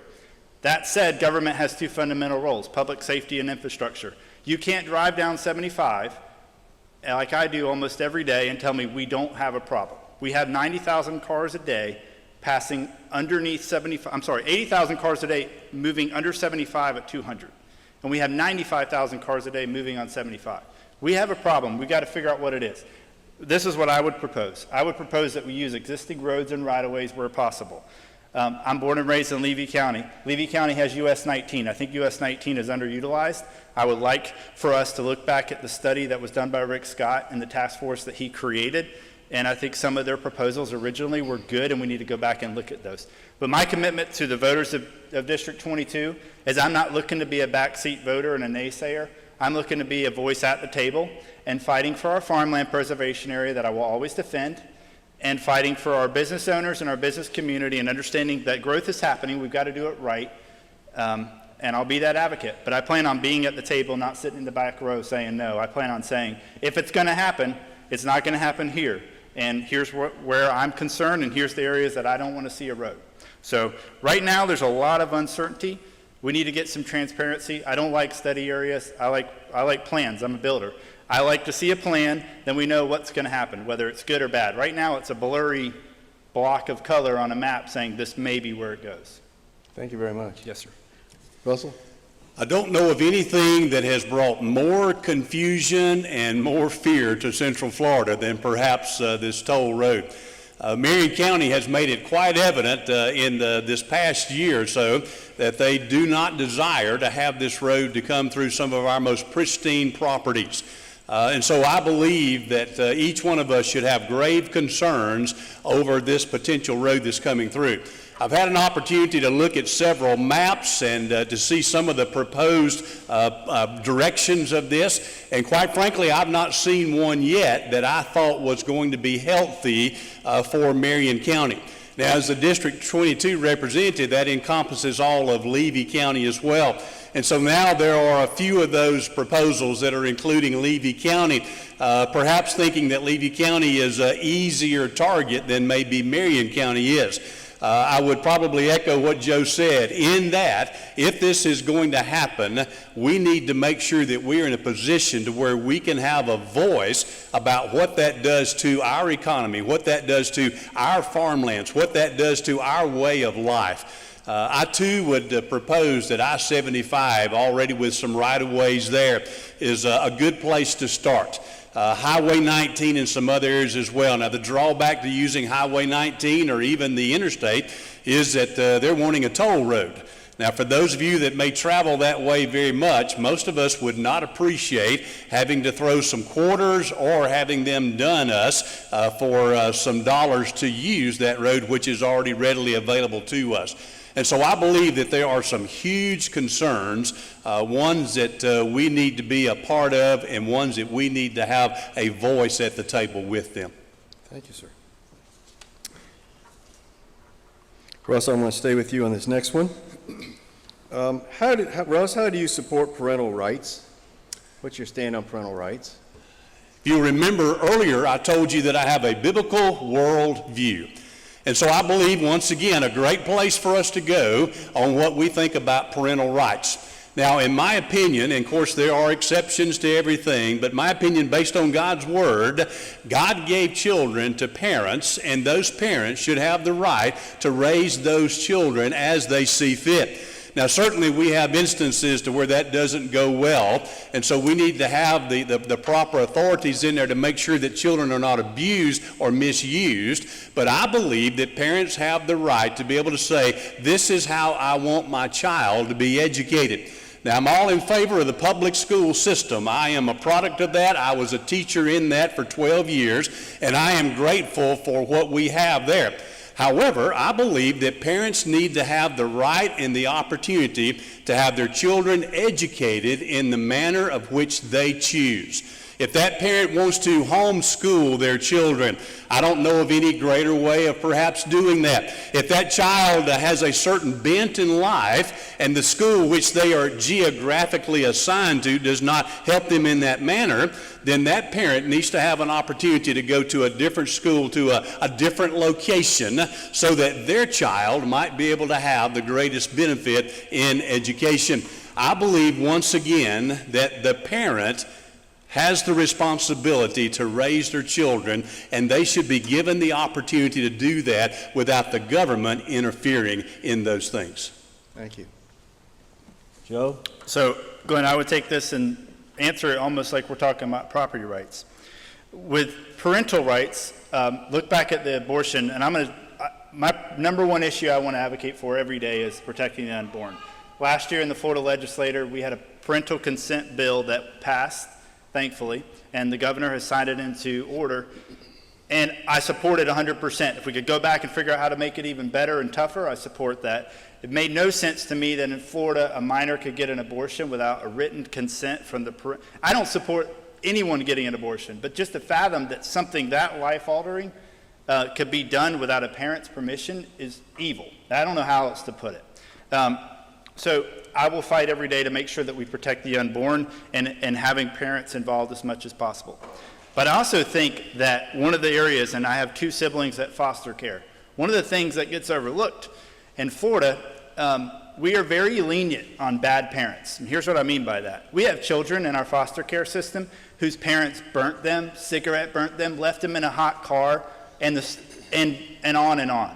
And those parents, time and again, will get those children back, because what the government does, they give them every opportunity to get their kids back, because we say reunification is king. We want to reunify. I would want my children back, but I'm a good parent. There's a lot of people that aren't good people that have kids, and so that's an area that I am concerned and want to look at. Like I said, I have two siblings right now. One of the siblings has a foster child from a parent who time and time again will meet speed bumps that the government puts out in front of them to try to get their kids back. And I mean, when it's a speed bump, they bump over a beetle. It's go to a meeting and sit there for 30 minutes, and you went through stage 2. Now you're on your path back. So it may be a different spin than what you're looking for on parental rights, but I am concerned about our foster care system and children that are locked or that are in that system and time again go back to their bad parents. And I'll fight to make sure we hold those bad parents accountable. I echo what some of the things Russ said on school choice. I think that's a good analogy. I pay taxes every year for my kids, and I have two children that are attending a Christian school, and I don't see any of that money that I pay in, and they're not in public school. I would be very interested in looking at a system to where, as a parent, I can at least get part of that money back. I'm educating my kids. I support school choice at every level. That's why I have my children in a private school, and will have them through as long as I can afford it. Thank you very much. Russ, why don't we start with you? 2 minutes for closing, please. Well, again, I want to say thanks to you for being here today and allowing us this venue just to share some of our views. You've had a few moments to compare Joe and myself, and you probably have come to this conclusion. Our value system is very, very similar. We both are going to be supporting the same things. We both are going to have many of the same passions. And so the choice that you've got to make is which one of these individuals is going to be the best one to be able to execute those things in Tallahassee. And so this race is going to come down to integrity, it's going to come down to character, it's going to come down to maturity. Which individual is going to be the best one to go to Tallahassee and to stand literally for those things that we think are so important here in District 22. I want you to realize something. I have a desire, a servant's heart. I have a desire to serve you. And I want you to realize that you will have a friend here in District 22, and you'll have a fighter in Tallahassee. I'm Russ Randall, and I would appreciate your vote. I would appreciate your support as we run for the Florida House of Representatives, District 22. So, thanks, Glenn. Thank you all that put this on, a great event. Thanks, Pastor Russ, for being here and being you've been a great person to run against, and I enjoy the time that we spent together. I can't help, though, think back, and I watched the 2016 election, every single debate, every single time. And one thing you would hear, there was 17 Republicans running, and one thing you would hear every time, Mr. Trump is out of control. I don't like his tone. I have the political experience. I have the experience. Jeb Bush was the best at it. I've got the experience. This and that. And time again, the American people said, look, we appreciate your experience, but we're not looking for political experience. We're looking for a fighter. And Donald Trump has been a fighter in D.C. for us. He was a builder. He was a business owner. That's the background I have. I'm not Donald Trump. Don't claim to be. But the background I have is very similar to his. I know how to sit in a boardroom with lawyers and finance people and justify my existence as a builder, tell them how I'm going to fix the problem. I've been a doer all my life. I've inherited projects that were upside down, and I've made them happen, brought them to completion. That's the kind of work ethic I'll bring to Tallahassee. And I'm not a politician. So throughout this campaign, you might hear points, well, Joe, he hasn't voted in every election. No, I haven't, because sometimes there's bad candidates, to be honest with you, and I don't vote for them.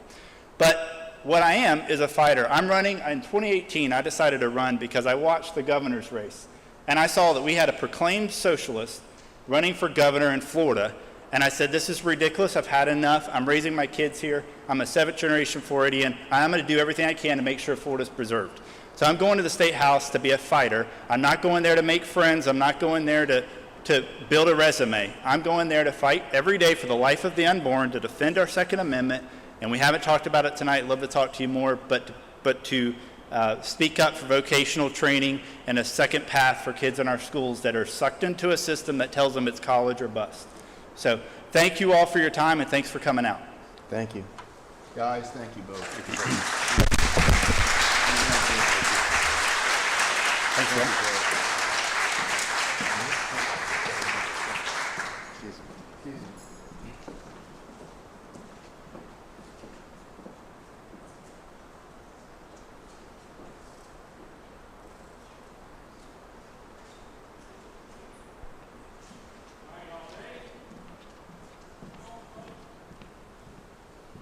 Next, we're going to have our congressional candidates. And I think there may be a little hiccup with the names, so we'll try to get that straightened out, please.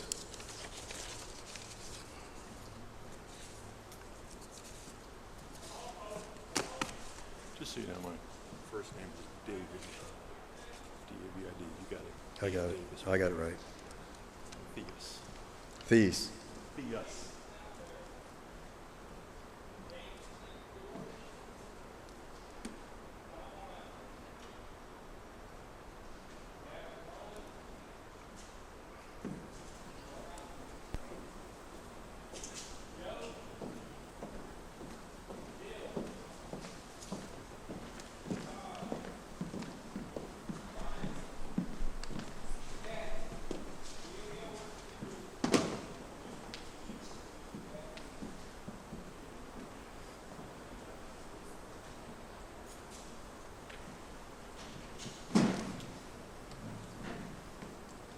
That's it. Good afternoon, everybody. Thank you for being here. These are your congressional candidates, and to my knowledge, this may be the only venue or the first venue in Marion County where they can have their voice heard all at one time. So please take note of this. This may be your only chance, other than a piece of literature you receive in the mail, to really see what this individual is up like close and personal, because you're hiring them for a job. You're hiring them to send them out of our county to protect our county and look out for us. So please, this is very, very important. And none of you are going to be put in a position that's difficult. That's the last thing I want to do. I want you to be able to get your message out to everyone.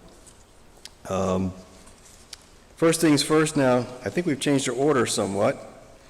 We have. We need to go back to the order that we had. Kat, you're first. Ryan, second. Todd, third. Not here. Todd's not here, okay. Oh. With all due respect, Todd Chase is not here. He had a death in the family last night. So I think that's a pretty good, legitimate excuse. So bear with us on that one. Bill, you're next. Joe? Amy? Oh, Amy's not here, I guess? Okay, no Amy. Gavin? You want me to scoot over? Yeah, that's fine. Judson Sapp, which is, Judson's not, I'm sorry, we're doing this a little different than normal. Judson is not here, he's not able to make it, so he has a representative, which is Evilio Silvera. And is it George St. James? Close. James St. George. James St., and it's written that way. And David Theo. Okay. I always thought Fiorella was hard to do until all this. What I'd like to do is start this afternoon with Kat first, and we'll go all the way down the line. 2 minutes about yourself, and then we'll rotate. Then the next one will be Mr. Chamberlain as we go down the line for the questions. Kat, you have 2 minutes, please. And before I forget, this nice lady in the front, Lynn, from the Calipalm's Deplorable Group, she's your timekeeper. You see green, that's when your 2 minutes starts. You see yellow, that means you got 30 seconds. You see red, finish the sentence, but not the paragraph, please. Okay. Thank you, Kat. All right. Is this mic? Yeah, it's on. It's on. All right. Excellent. Well, thank you so much for hosting this event today. It is so important to have all the candidates together so we can talk about the issues in this very important election. My name is Kat Kamak. I am your constitutional conservative for Florida's 3rd District. I am a small business owner, a 3rd-generation commercial sandblaster, wife to a local first responder, and the longtime campaign manager and deputy chief of staff to Congressman Ted Yoho. I recently received my master's degree from the United States Naval War College in National Defense and Strategic Studies with an emphasis in information operations and counterterrorism. I am running because I believe that it's time to start putting America first. I, as a young millennial woman, am sick and tired of seeing people in Washington play the victim card. I am sick and tired of politicians spending our future into oblivion. We're at $26 trillion in debt. I believe that we need people who are going to stand with President Trump, build the wall, be pro-life in more ways than just in their words, but in their actions. And I also believe that we need to get back to the basics, which is the Constitution.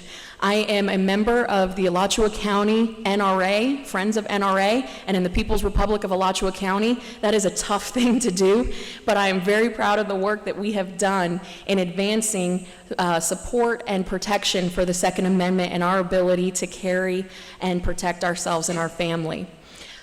In addition to being a small business owner, I have fought for the last 8 years to help our business communities grow, retain jobs, grow jobs. I specialized in economic development in Congressman Yoho's office, and am proud of the work that we have done here in Marion County, specifically with helping advance the industrial parks here that have brought good, permanent paying jobs to families as Marion County has continued to grow. I look forward to today's debate and forum. Thank you to you guys for hosting this. And our website is catforcongress.com, and I look forward to today's discussion. Thank you. Ryan? Hello, my name is Ryan Chamberlain, and I want to be your conservative, pro-life, First and Second Amendment advocate and Trump-supporting congressman. I've lived here in Marion County for 35 years. My wife was born in the hospital right here in Ocala. We've been married 26 years. We have 4 boys, 23, 19, 18, and 15. Several of them are here with me today. Even before I was born, my parents I grew up in this area, and my granddad was golf maintenance at the Silver Springs Golf Club in Ocala, and my other grandparents on the Chamberlain side owned a restaurant called the Spirit of 76 there back many years ago, and that's how my parents met. So I've been around for a while. I've decided to run for this race because I see the great country that I grew up in evaporating before my very eyes.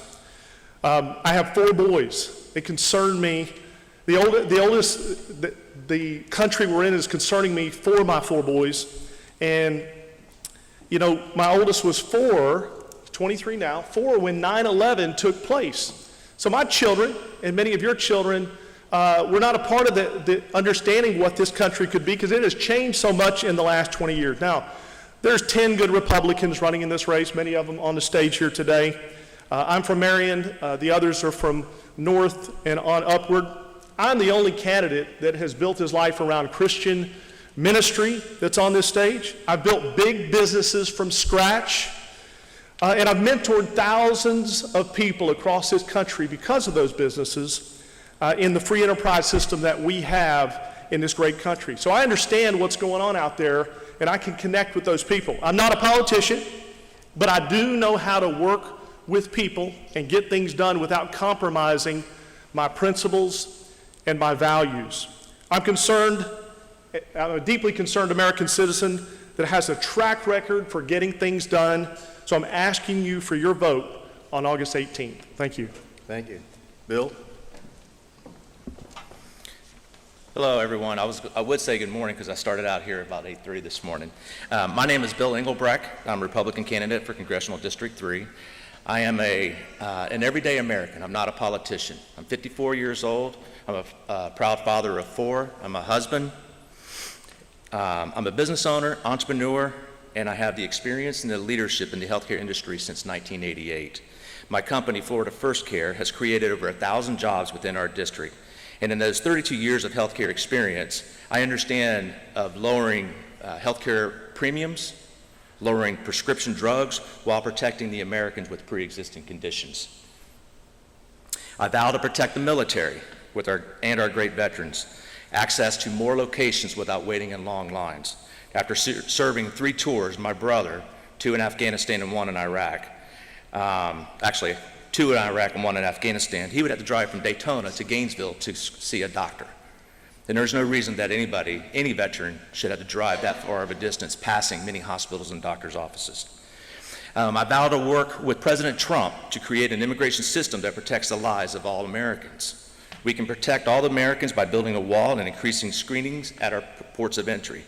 And we must do this because human and sex trafficking smuggles thousands of young girls and women and sell them into prostitution and modern-day slavery. First 2 amendments are very important to me. Amendment 1 is a freedom of religion. It's not freedom from religion. I'm very proud of President Trump of bringing God back into our government. And that will become a new norm with this next administration, keeping Trump in place. Amendment 2, as long as every American in our county or in our country has that right to bear arms, we will never be invaded by any other country. Have you ever seen the movie Red Dawn? And I'm going back years with Patrick Swayze. Watch that movie, it's a great movie. I will defend the laws in Congress for all abiding citizens to have that right to bear arms. And as the left continues to push the socialist agenda, it is our job as Republicans to fight back. I'm Bill Engelbrecht, and I would appreciate your vote on August 18th. Thank you. Thank you. Joe? Good afternoon. My name is Joe Dallas Mulatto. I'm a conservative Republican running for Florida's 3rd Congressional District. I'm a small business owner. I believe in your Second Amendment right. Simply put, if you could read from left to right, there is no other debate there. And as long as there is an option, an opportunity for a government to go out overreach, then I believe it's absolutely your every right to protect and defend yourself and what you believe is your liberty, life, and happiness. I believe in giving our military all the resources to defend against any threat from land, sea, air, and cyber. I believe in taking care of our veterans, which was one of my specialties and priorities when I was working in DC for over a decade. I was on the front lines for our veterans, their families, authoring many, many legislative initiatives. And when we say these things, it doesn't mean to, I don't mean to tout about it. It means to give you an example of what I could do on day one. Now, a lot of people say that they could do these things, but words and actions normally, generally, for most people, aren't the same thing.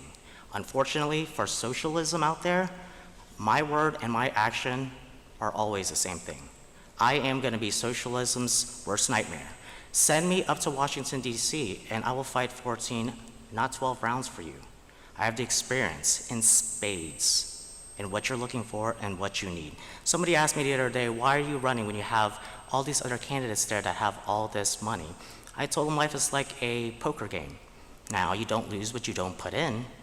However, some of us got dealt out a pair of twos. I got dealt out a pair of twos. I was never rich, never was given anything, had to fight for everything, learn everything, and better myself.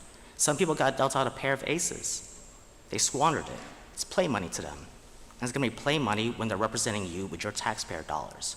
But if you play the game right, if you work hard, this country is supposed to give you the inalienable. We have the inalienable rights to pursue happiness. So that's what I'm doing, that's what I'm saying, that's what our campaign's about, is inspire everybody out there to run. I wanna see 20 Joe Mulattoes in 2022. It's our era, our time. If you play the game right, you could end up with a full house on 5th Street. So it's a matter of how you play the game of life. I'm Joe Dallas Mulatto. Go to mulattoforcongress.com. While everybody else would have you kneel, we ask you to rise. Thank you, Joe. Gavin, please. Good afternoon. I was thinking about, obviously there's a lot of people on this stage, and probably the question you're asking yourself, you've heard a lot of similar themes. You've heard people, we're pro-life, we support the president, we'll fight to defend the Second Amendment.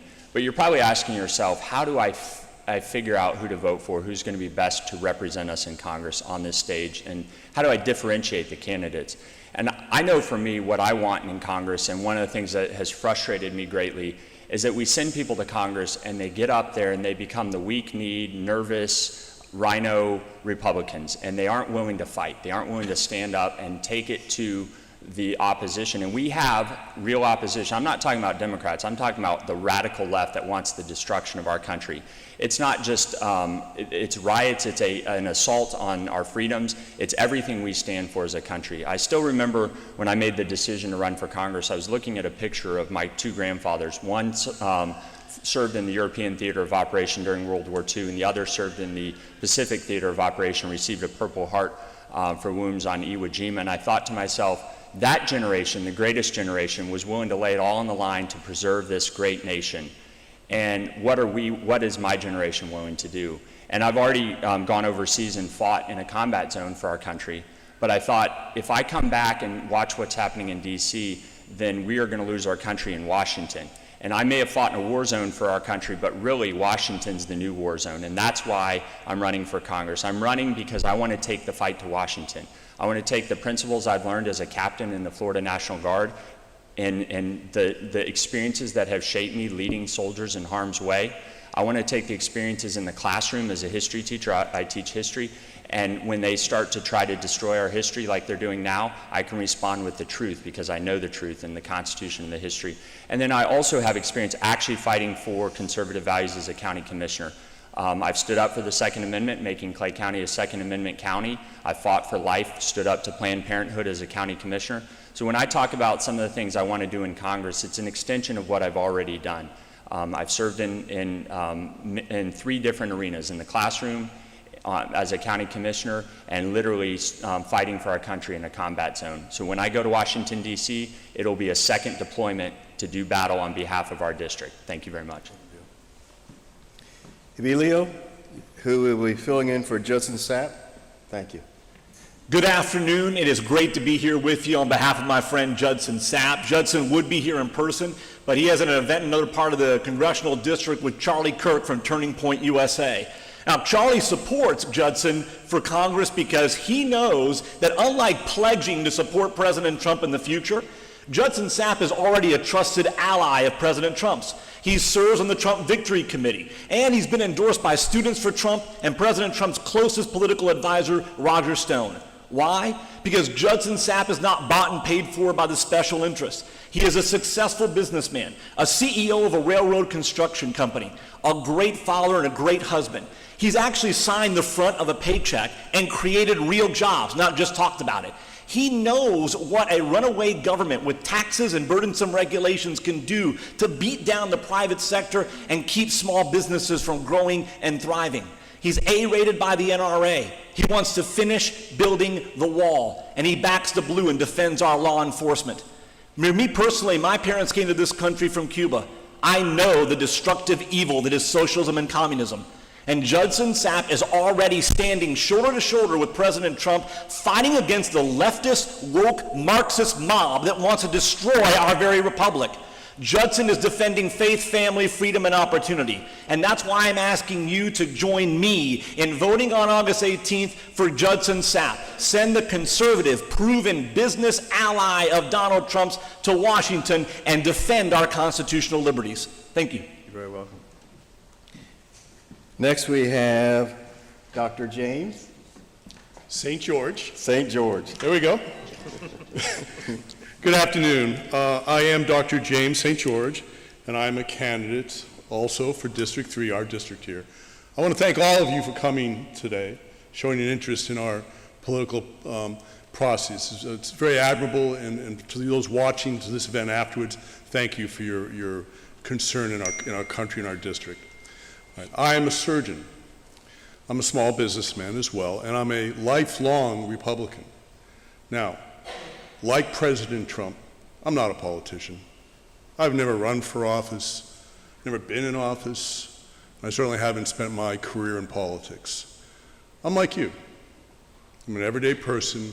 I will put you above politics and political ambition every day. Now, like you, I want to help our president finish the wall, stop disgusting socialism, and protect our Second Amendment. Now, I'm not a politician standing with a gun and getting a picture taken. I've walked the walk. I spent my youth and early years of my adulthood shooting competitively. I hold a distinguished expert rating in 4-position rifle. I'm a concealed carry permit holder. I'm a lifetime member of the NRA. And I will stop the gun grabbers. I've walked the walk and I talk the talk. I'm a physician. Healthcare is one of our biggest concerns right now. We're in the middle of a pandemic. You know Washington's going to pass legislation, and they're going to screw it up. Lawyers, bureaucrats. We need someone who's lived this, qualified to speak to healthcare. Big government. Our deficit is out of control. Our children's children will be paying this off. Enough of the wasteful spending and regulations. Regulations stifle business. I started a business from scratch 10 years ago. I don't just talk about being a business person. I did it. My wife and I started a business not knowing anyone, and in 10 years we grew that to 4 offices and 40 employees. I know what it means to meet payroll. I know what it means to have a budget, and we can't spend more than we bring in. So I want to thank you again for coming today. My name is Dr. James St. George, and I appreciate your vote and your support on August 18th. Thank you. David Theus. Yes. How about that? Good afternoon, folks. Thank you for showing up and taking part in this civic process. My name is David Theus. I am 56 years old, a Christian, conservative Republican, and married with 2 daughters and 5 grandchildren. My work centers around cultivating professional relationships. My approach is focused on listening, asking questions, researching the issue, and working together to form viable working solutions. This is the same approach I will take with me to Washington to serve you. I believe America is the single greatest country in the world. We must never believe for one moment that this great nation is destined for a diminished future. I stand for traditional American values. I will fight for the Second Amendment, our veterans, religious freedom, fiscal responsibility, and the rule of law. I believe in the right to life, limited government, and free enterprise. I view our freedom as a three-legged stool: national security, energy independence, and a safe and affordable and readily available food supply. I will go to Washington and not forget who I serve. I will do the work of all the people in a common sense approach. I pledge to serve a term limit of 8 years and come home. My name is David Theus, like the U.S., and I am asking for your vote on August 18th. Thank you. Thank you. To keep us in a rotating order here, I'm going to ask Ryan to start with a question. And the first question is this, Ryan. How will you support President Trump when he is reelected? Absolutely. Great question. You know, and I love the fact that we're talking about him being reelected, because that's exactly what we need to do. Or, ladies and gentlemen, we're not going to have a country if we don't reelect Donald J. Trump. I plan on initiating a bill for a balanced budget. Donald Trump needs more Congress people to get up there and help him accomplish what needs to accomplish. And of course, we need to take back the House to be able to do that. That is one of the biggest threats to our U.S. problem right now, is our debt problem. I want to help President Trump get the funding that he needs for the wall. And, you know, one of the things that we have talked about that we need to help our president do, and he mentions as well, we have a big problem here even with the IRS that we're dealing with. I'd like to see more of, you know, I think we should be able to understand how to pay our taxes on one sheet of paper. Let's go to a flat tax or a national sales tax of some type. You know, when you're electing me, though, you're electing me to be a voice for you. And so I don't know all the decisions that I'm going to make when I get to D.C. I don't know all the things that Donald Trump is going to ask us to do. I know this: we've elected 430-something Congress people. Hundreds of them get elected because they know how to give all the policy answers to get elected. But when they get there, they simply do nothing. They simply are not helping him do what needs to be done. So in the reality, I don't know every decision I'm going to face, but I can tell you how I'm going to make every decision. And here's how I'm going to make every decision when I get to Congress. First of all, I'm going to make decisions based on God and the Bible. I'm going to make decisions based on the Constitution. And here's what you have. I am going to keep my word when I get to Congress. Thank you. Thank you, Ryan. Next, Bill. Do you need me to repeat the question? Please. Okay. Bill, how will you support President Trump when he is reelected? It's a very good question. One of the things I would help out is let them know that we have too many lawyers up there in Congress. We need more business owners, more businessmen, somebody who actually has built their business from the ground up, like Donald Trump, our president. One of the things that we would work on would be the budget itself. You start with the Department of Education. I think the states should be allowed to make their own decisions with their educational department.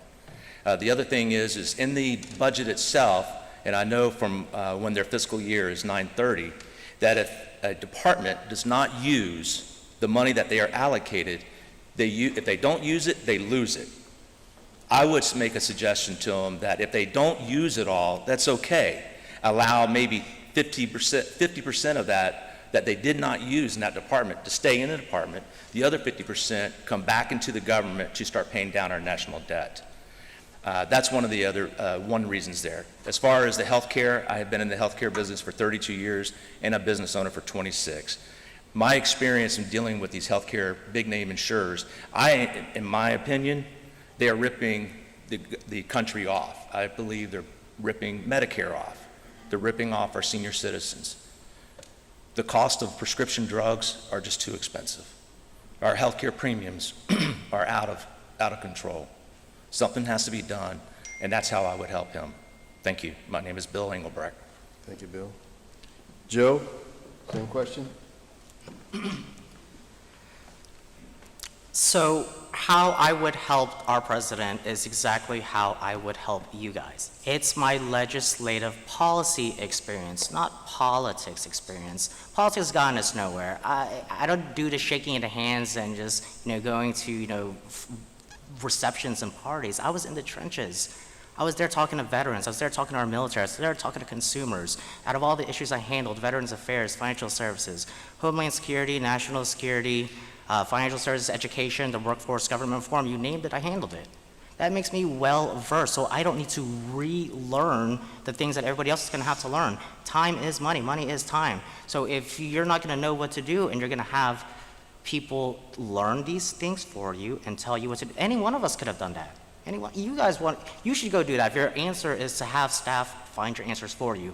How I would help President Trump is to actually write legislation that he and everybody else bipartisanly can agree on in terms of putting America first. When you have all these poison pills in these bills, and we hear and see it all the time, and you have unqualified members and staff that are gonna have to figure it out along the way, what does that mean? Your answer is going to come 6 years down the line, because there's the idea, there's legislation, implementation, enforcement. Even if we thought of the silver bullet idea to end all right now, solve all our problems, it's still going to take a couple of years to implement. And history has shown me that they're pretty terrible at implementing things, because you don't write these things in the bill. When you're not specific and you want something to happen, you have a one-line bill that helps you sleep at night and a press release, and it doesn't actually do anything. You leave it to agency interpretation. Interpretation, tons of people have all sorts of ideas on what right to bear arms means, yet alone detailed bills that authorize to do something and millions of billions of appropriated dollars. They literally just spent $3 trillion in a blink of an eye. When every member, every candidate up there campaigns off reducing the deficit, in a blink of an eye, $6 trillion. Or $3 trillion. It's going to be 6 by the time one of us gets into office. The point is, all the same old is not going to get us anywhere but deeper in the hole. We need new leaders with fresh thinking that are qualified day one. Thank you. Gavin, same question. Well, I had the opportunity to serve under President Trump in a combat zone. I was deployed, and I served the end of President Obama's term, and then President Trump came in. And what a difference. When he came in, and this is documented, he said the commanders on the ground have authority to prosecute the war and take out the bad guys. He filled up the ammo supply point. You know how he talks a lot about how the ammo was depleted? That's very true. I was on the ground when that was happening. He filled up the ammo supply points and said, go after America's enemies and take them out. He was an amazing commander-in-chief. I served under him, and in Congress, I'll fight alongside of him. And how will I do that? First and foremost, keeping our country safe. Because if we're not safe, if communist China is controlling every aspect of our lives and our manufacturing, then we can't be safe. Then two, by working to reduce government and push it back to the states and to the people, and trusting the American people with their own choices and liberties. And then three, being a voice on agriculture and fighting for the American worker. The American farmer and the American worker, and that part of that is taking it to China and being strong on standing up to communist China. And I actually saw firsthand the communist Chinese threat. Communist China was building their first foreign base in Djibouti, Africa, when I was deployed there, and we saw firsthand the challenges they present, and they want to dominate the world. And I'll stand side by side with our president and fight alongside of him. And have you ever noticed when you see him, it seems like he's kind of going at it alone sometimes. He's just fighting out there by himself. Well, you have the opportunity to send him reinforcements. And what better way to do that than to send a soldier to Washington to fight in that war zone? Thank you. Dr. James St. George. Here we go. All right. Well, I'm a surgeon, and I spent 14 years training to do that. And by definition, we're trained to think critically, diagnose illness, treat that illness, and heal. Our country, Washington, is ill, it's sick, it needs help. Healthcare was put together, the Obamacare was put together by a bunch of attorneys and career politicians in back rooms. It was a complete failure. Our country's healthcare is a mess. And after this pandemic, you know they're going to go to Washington and they're going to get more legislation, spend more money, drive up the deficit more, and still probably get it wrong. We need a physician, a qualified individual who's lived healthcare every day in his career to help craft this. The deficit is out of control. They're just spending more. They think throwing more money at a problem is going to fix it. It's not. Our children's children are going to pay for this. Government's gotten too big to control and manage, too much waste. We need a balanced budget amendment. We need to cut out wasteful discretionary spending. We need to get our country healthy again.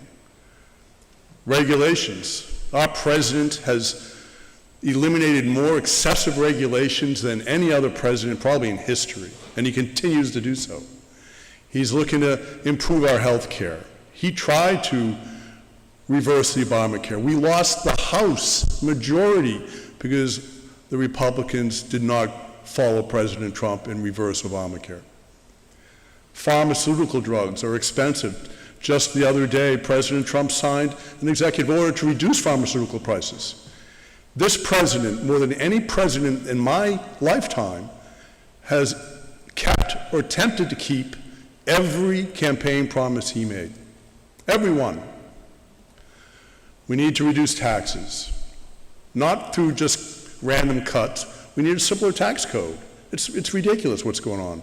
The regulations in our country burning small practices in every aspect of our lives, too much. And the lawyers, let's talk about the lawyers. How about tort reform? You worry about high cost of medicine, defensive medicine, the personal injury attorneys, driving up health care, driving countries into business into bankruptcy. I will pledge to help President Trump address these issues as a physician and a businessman. Thank you. David? My father, who was a member of the greatest generation, served in World War II as the Army Air Corps and also Korea, used to remind my siblings weekly that we had a role to play during World War II to save the free world and to right wrong that happened in Europe and throughout the Pacific. And it was our duty to do that. Well, we've served our time in building, nation building and financing the defense of other nations at our own peril. And I believe in an America First agenda. We need to position American economic, military, and diplomatic postures to ensure that everything America holds dear, individual liberty, the rule of law, a democratic system of government, and opportunity for all, is protected. I support an American First agenda, advancing the 4 pillars: economic competitiveness, national security strength, free and fair trade, and 4 partnerships. I will work with our president to make sure that we put America first. It's our time to now make sure that we're protected on the principles that we stand on and our founders set before us. Thank you. Sounds like the Trump train. Our next question, we're going to start with Bill. Oh, I'm so sorry, Kat. That's I okay. apologize. That is all right. Well, I'm a candidate up here who actually has experience supporting President Trump, not just as Congressman Yoho's Deputy Chief of Staff, but also in 2016, I was honored to be on the Women for Trump bus tour in the Carolinas, helping President Trump in 2016. We were Trump before it was cool to be on the Trump train, as my opponent noted there was a train going by, so proud of that. But supporting President Trump is not just something that we can talk about. We actually have to exemplify this. And that starts with giving President Trump a Congress that can actually introduce, advance, and pass his America First agenda. Currently, we have a House that is led by Speaker Pelosi and the Democrats. We cannot have our president advance this America First agenda unless we have a Congress that backs him. So us being here in the 3rd Congressional District, we have a very conservative district. Immediately upon winning the primary, I will be traveling the country, helping people in tough races across the country. People that are in very, very moderate districts, because we have to take the House back. We cannot say that we are going to support President Trump if we are not willing to get out there and do the work in electing a Republican House and keeping a Republican Senate. So that's first and foremost what we need to do. I know the halls of Congress. I have served this district, as I said, a deputy chief of staff, so I know what it takes to get this work done come day one. While others will be learning where the bathrooms are and relying heavily on staff, we will be able to work with the president in the White House to advance building the wall, protecting the unborn, supporting the Second Amendment, and bringing American manufacturing back. And this is one of the things that I think has been long overlooked, is the weakest demographic for President Trump is college-educated women. In 2016, college-educated women and millennials were the largest voting bloc for Hillary Clinton. We have an opportunity to win back those votes, those hearts and those minds in the 2020 election, but we have to stop sending the same type of people.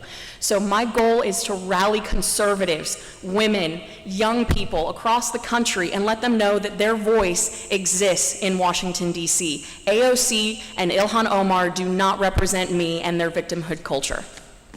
Thank you, Kat. Apologize for That's okay. Our next question, we're going to start with Bill. And the question is, Bill, how will you support our military and law enforcement? Wow, that sounds like an easy question, which it is. I'm very fond of the military, and I can just tell you why. Although I did not serve in the military, my grandfather served in the military. He retired from the Air Force as a master sergeant. He and along with my grandmother are buried in Arlington National Cemetery. My father is a retired naval officer, and my brother served 3 tours in Iraq and Afghanistan. Although I have not served there, I'm very, very fond of our military. In our line of business, in the healthcare business, we have to take care of a lot of our veterans already. The Veterans Administration is an agency that really needs to be overhauled. So I support them. And the men in blue, and in our case, probably the counties in our district, actually they're men in green. If you look at them all, they're the sheriff's office that we have. So I support them. I have worked with them side by side, not in a political sense, but with coaching and mentoring our children for the last 16 years. I have been a coach for baseball and football, so I have worked with them. So I support our men in green, as we said, men in blue, and I support our military full force. I will make sure that they get the health care that they need. I think the military, the men in blue should be, they should be the people that we protect the most. When they come under fire and people are throwing crap at them, we as citizens should stand in front of them. Because you know what? They may not be able to touch them, but by gosh, let me get out there with them and I will start throwing the punches. Because it is absolutely a mistake that they treat our men in blue this way. If it wasn't for them, we wouldn't have the freedoms that we have now. Same as our military. If you have no respect for them, I have no respect for you. Sorry, I'm a little passionate about that, but thank you very much, and that's all I have to say. Joe, do you need me to repeat the question for you, sir? Okay. I was a criminology major, and that was the turning point of why I got into the direction that I'm in right now. At first, I wanted to be a law enforcement, FBI, go catch and run. I would not stop until I caught that bad guy until the ends of the world. I would catch him. And then we had this question from our professor. He said, now, if you were a defense attorney, justice is supposed to be blind, and you had to represent somebody that you knew was guilty, and it was something that, murder, child molestation, anything that was just very heinous, but you knew they were guilty, would you represent them knowing that the cops had to go outside their boundaries to plant evidence? I was the first one to raise my hand, straight up. And I said, I absolutely would represent that person. I got booed at so fast. The professor said, no, this is interesting. Why don't you explain yourself? And this is where my brain just ticked, and I just got that bug. Because justice is supposed to be blind. Now, if everybody did their job, that guy would be going down no problem. But if we have to go outside our boundaries, even though they were guilty, to plant evidence, then something's wrong there. Then the law is broken. So I said, it might be this person, this scumbag today. I'm not defending them. I'm doing my job And we're using the best justice system that we have. It's supposed to be blind, so everybody's got to do their job. Now, if we can't get them with the normal protocols and processes, then that's where we need to change it. Instantly, that's where I got my bug. Because I said, hey, it could be this person today, it could be one of us tomorrow. We could be innocent. And if we allow that to happen now, we got to cut, that's why I say we could change certain things with legislation, certain things with culture. So how I would help our military and our law enforcement is just break this culture, that there are good people, there are good cops, and they're not all just racist, they're out there sacrificing. And we got to go to bat for them. So for our law enforcement and our military, I've done many things already when I was working at the U.S. House, whether it be grants for our veterans, our law enforcement, veterans to get jobs at the law enforcement, to be as a law enforcer. Mental health is another thing that I've worked on. It's complementary alternative treatments. It's not a one-size-fits-all. Combating and addressing 18 to 22 veterans committing suicide per day is exactly where I'm going to work for our veterans, military, and law enforcement. Thank you, Joe. Gavin? So I think the question is not if, but how. And obviously, I'm in the military currently. I'm a captain in the National Guard, still serving. I actually have drill this weekend. It's virtual drill, so we checked in this morning, and then I was able to be here. But the challenges our military faces are, one, we were stretched thin. We're sent to a lot of foreign wars we shouldn't have been sent to. And so my policy on foreign wars will be, has to have a clear, definable objective, has to have a clear exit strategy, and it has to be imminent danger to the United States. Otherwise, we do not send troops into conflict to fight on behalf of other countries.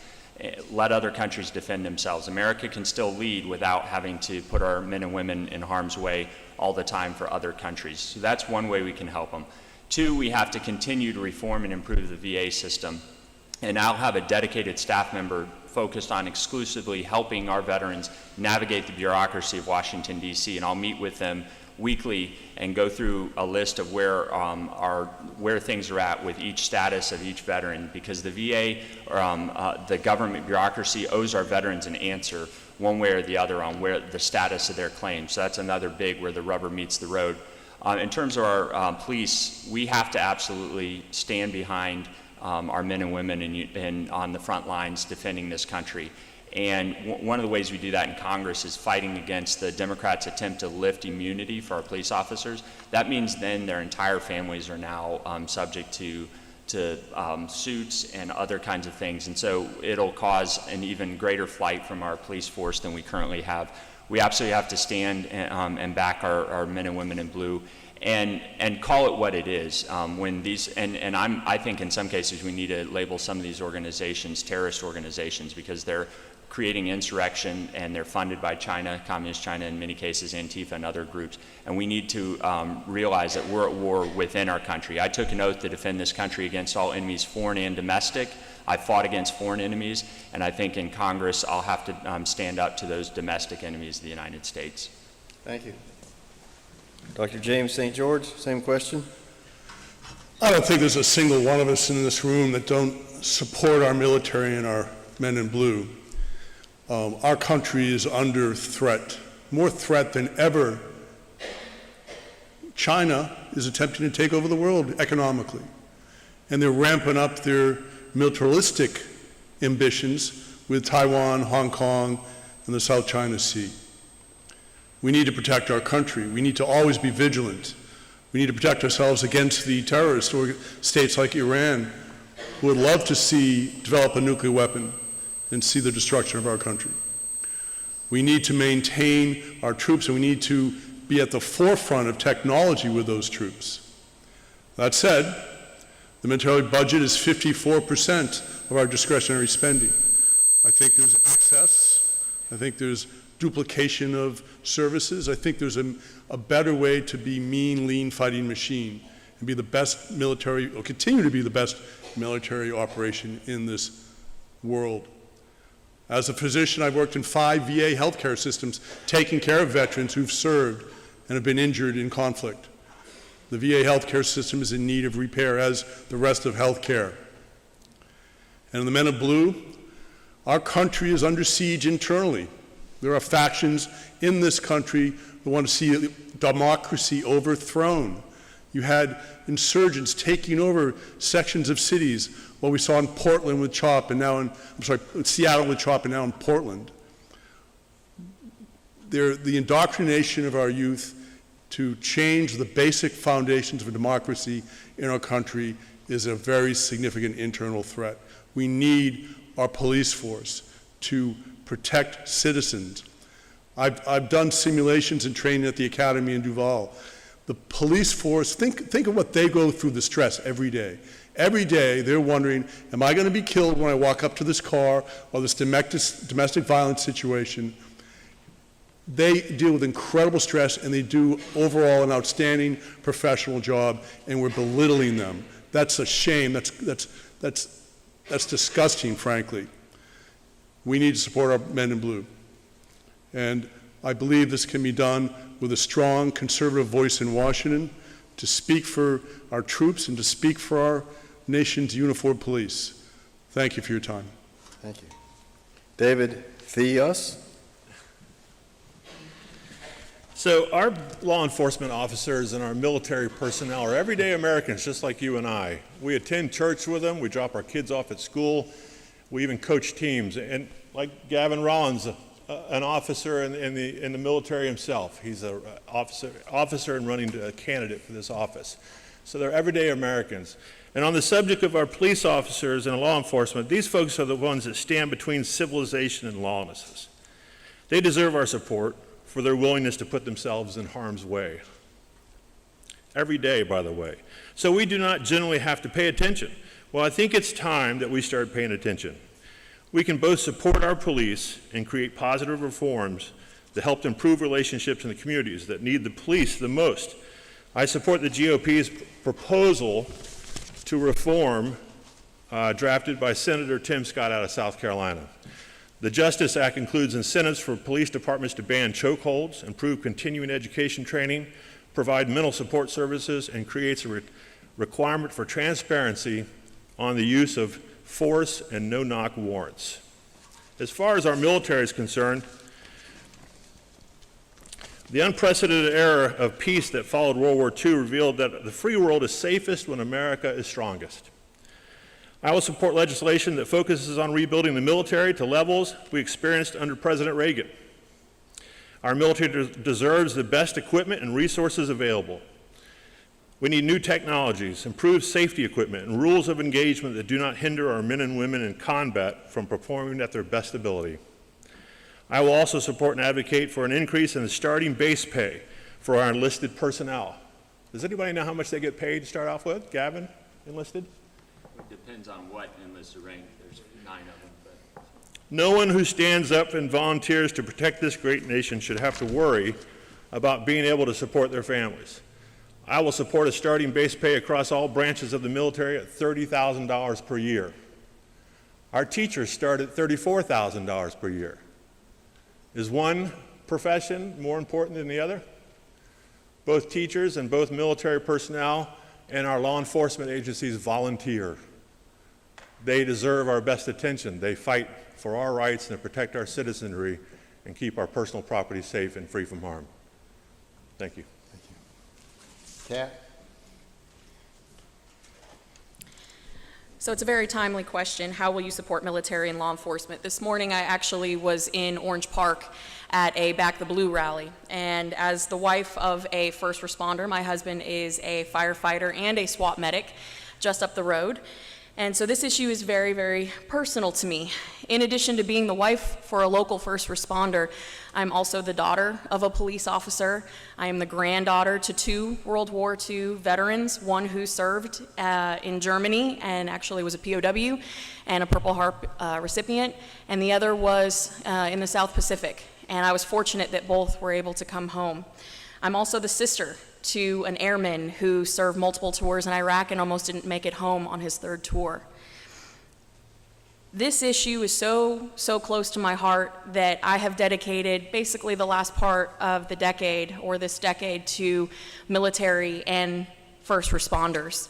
In 2017, my husband, along with my best friend, we decided to form the Grit Foundation, which is a nonprofit organization that raises private money to put critical life-saving equipment on the backs of our first responders. And today, we are the official charity for 14 local departments.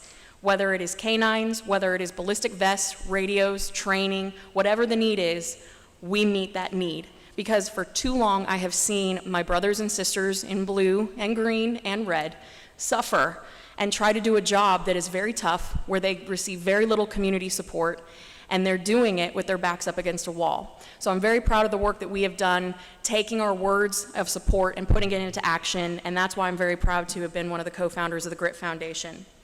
When it comes to our military, we have worked extensively in this area, whether it was working on military sexual trauma cases or VA appeals. We have the experience to navigate the VA and the bureaucratic system that exists in Washington.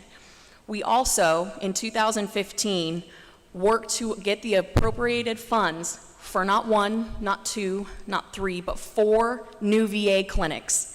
I'm very proud to have been on the team that spearheaded that. And here in Ocala, we now have a 49,000 brand new square foot super clinic that will be opening soon. And that is going to provide the best care possible for our veterans here in Marion County.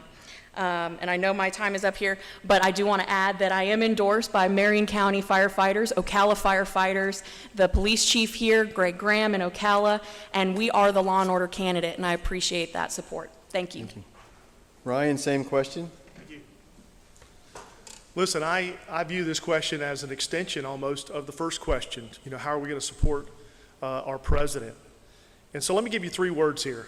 Hypocrisy, corruption, deception. These are really 3 words that Donald Trump ran his campaign on to fight against it. He titled it Drain the Swamp. See, we've got to go help our president drain this swamp, and that means we have, as Republicans, have to recognize that we are, to a degree, fighting the establishment. And we know we're fighting the Democrats, but we have some corrupt Republicans that have compromised their values as well, that are really making it difficult for our president to get some things done. And although I think there's tremendous areas that we can cut expenses, and we absolutely need to across the board in this country, we're wasting money, and our politicians are wasting that money for us in a big way. I do support increasing funding for our military. I believe we need to have the biggest military, the best military in the world. And that goes along with increasing, what first responders and our police officers, defunding police, it's ridiculous. They're putting their life on the line for us daily. If anything, their pay needs to be increased. So here's what we need. We need a bold conservative that's going to keep his word. We are electing, and we have a current Congress, we have current elected officials, we have a problem in this country with the word trust. And so we need people we can trust. And look, I respect everyone that served in the military, that served our country. My grandparents served this great country. But I don't think we'd be better off just electing someone just for that very reason alone. I mean, having John Kerry just because he served in the military be our president, I don't think that's better than having a Donald Trump be our president. Absolutely not. But I do respect everyone that has served in a tremendous way. But really what we need is bold conservatives who are going to keep their word. Thank you. Our next question is, what is your approach to dealing with China? We'll start with you, Joe. Did I say Joe? Yes. That's you. So the approach with China, it has to be strong. It's got to be a strong deterrent. Everything that we have been doing isn't doing the job. When you take a kid, kids, and you tell them not to do anything, and there is zero deterrence or fear that something's going to happen, a result, a reaction, then you're never going to get the right, response that you want. Now, the good thing with our president is that he is unexpected. Now, if we would have had Hillary there, they would have known exactly how to play the United States. The only reason why we're getting any inch, any movement is in these negotiations is because, again, we are doing things differently. Now, different, it could mean all sorts of things. It could be good different, bad different. Now, it's completely up to you all which case that's going to be. One of us is going to get the honor and opportunity to represent you in DC. Some good, some bad, but only one of us is going to be able to meet and exceed your expectations.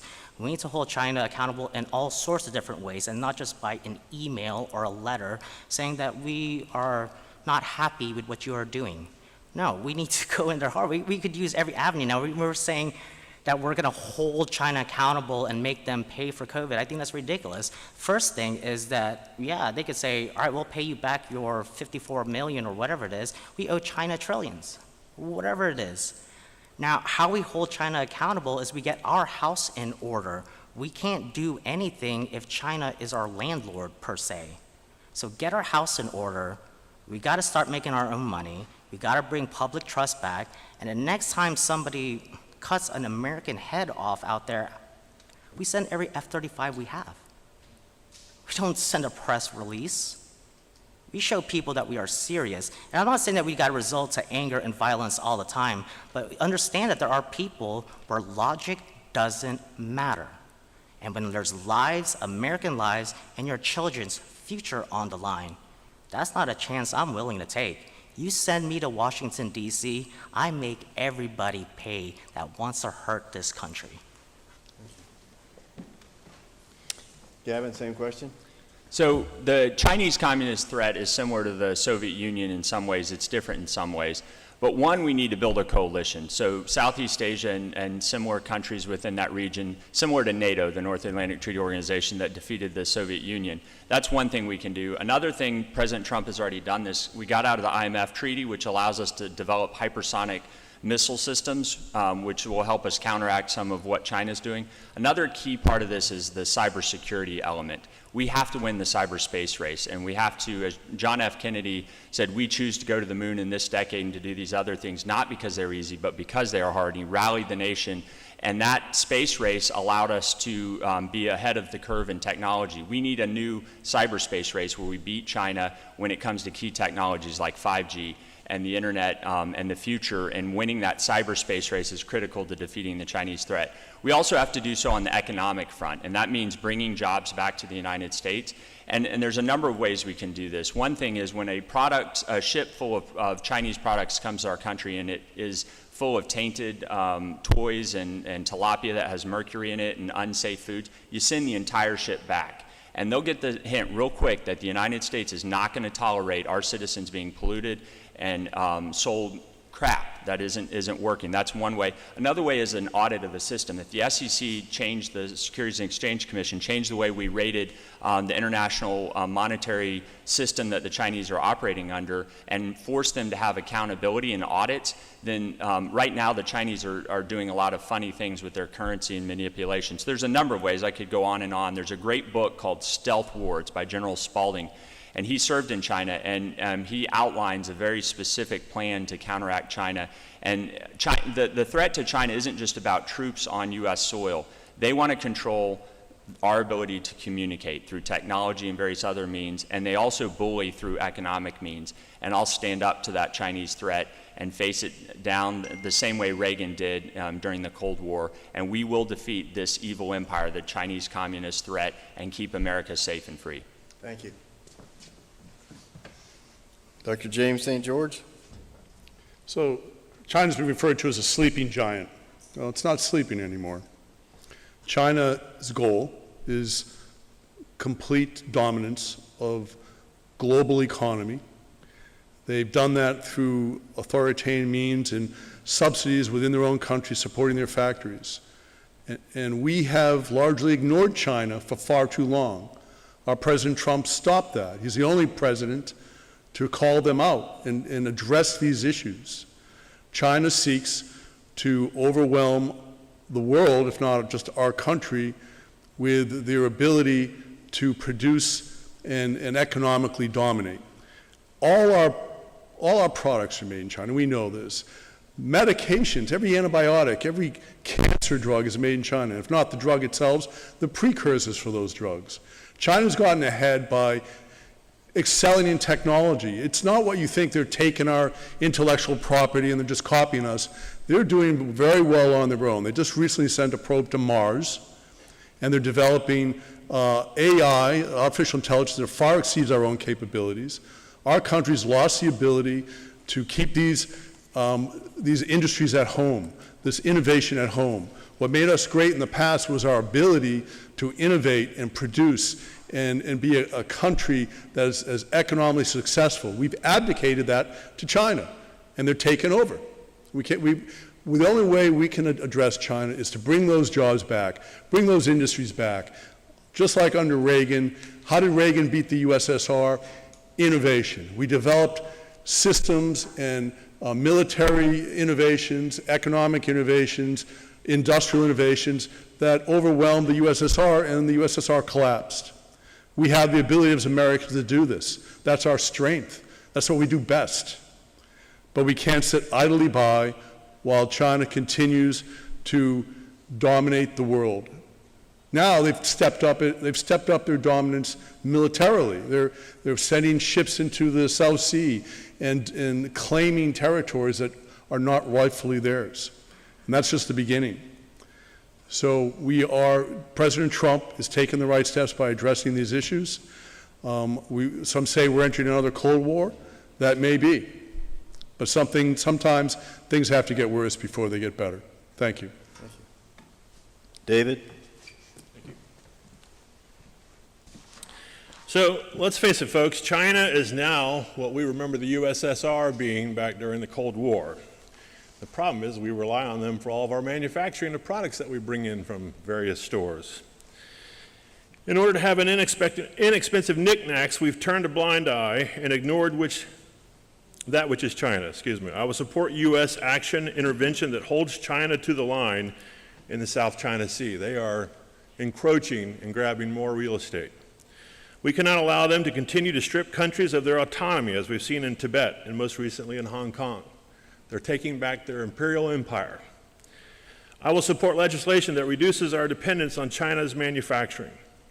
As we learned the hard way through the coronavirus outbreak, we rely too heavily on China for our basics of needs. We need to bring the supply chains for prescription drugs, vaccines, personal protective equipment, medical devices, food production. All of this needs to come back to the U.S. I will support legislation that makes it equitable for companies doing business in these critical needs areas to return to the U.S. No country should be dependent upon another to secure the health and well-being of its citizens. We've laxed in that marketplace. It's going to take time, but we need to bring that back. I want to speak to Hong Kong real quick. It's a shame that China chose to act as it did and extinguish the freedom enjoyed by the citizens of Hong Kong. Freedoms given by our Creator to all people. Given China's actions to fundamentally undermine Hong Kong, their autonomy. I support the President's executive order declaring Hong Kong is no longer sufficiently autonomous to justify differential treatment. China, we're going to suspend or eliminate different and preferential treatment for Hong Kong as allowed by the law. Thank you. Thank you. Kat? So when it comes to dealing with China, and everyone on this stage, I think, will fall under the umbrella that we all see China as a major threat to the United States, but also the world. And as has been mentioned here before, China has a 100-year plan to become the world's next superpower. And they have zero regard for human rights.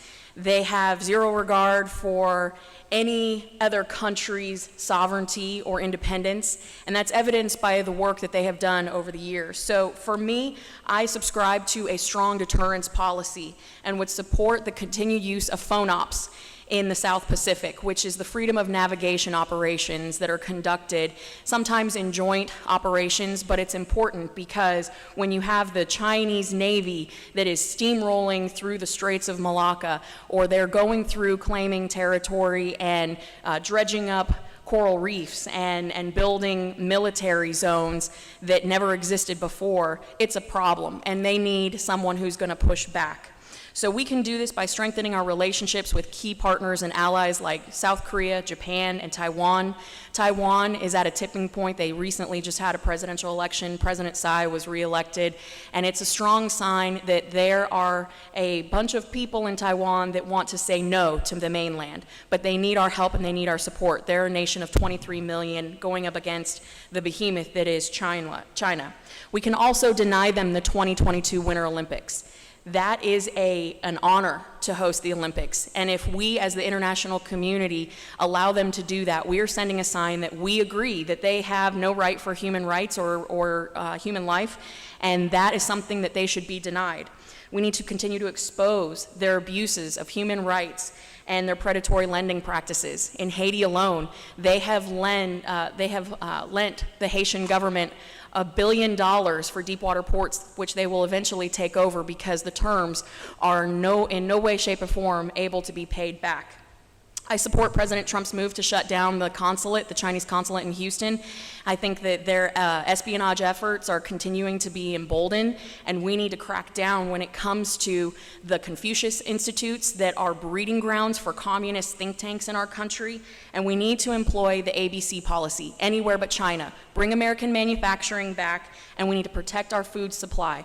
Do not buy Smithfield, it is now owned by the Chinese, and if we can do those things, we can start taking back control of our national sovereignty and keep China from growing in strength. Thank you. Ryan? All right, this is a good example of some of the hypocrisy that's going on in our country today.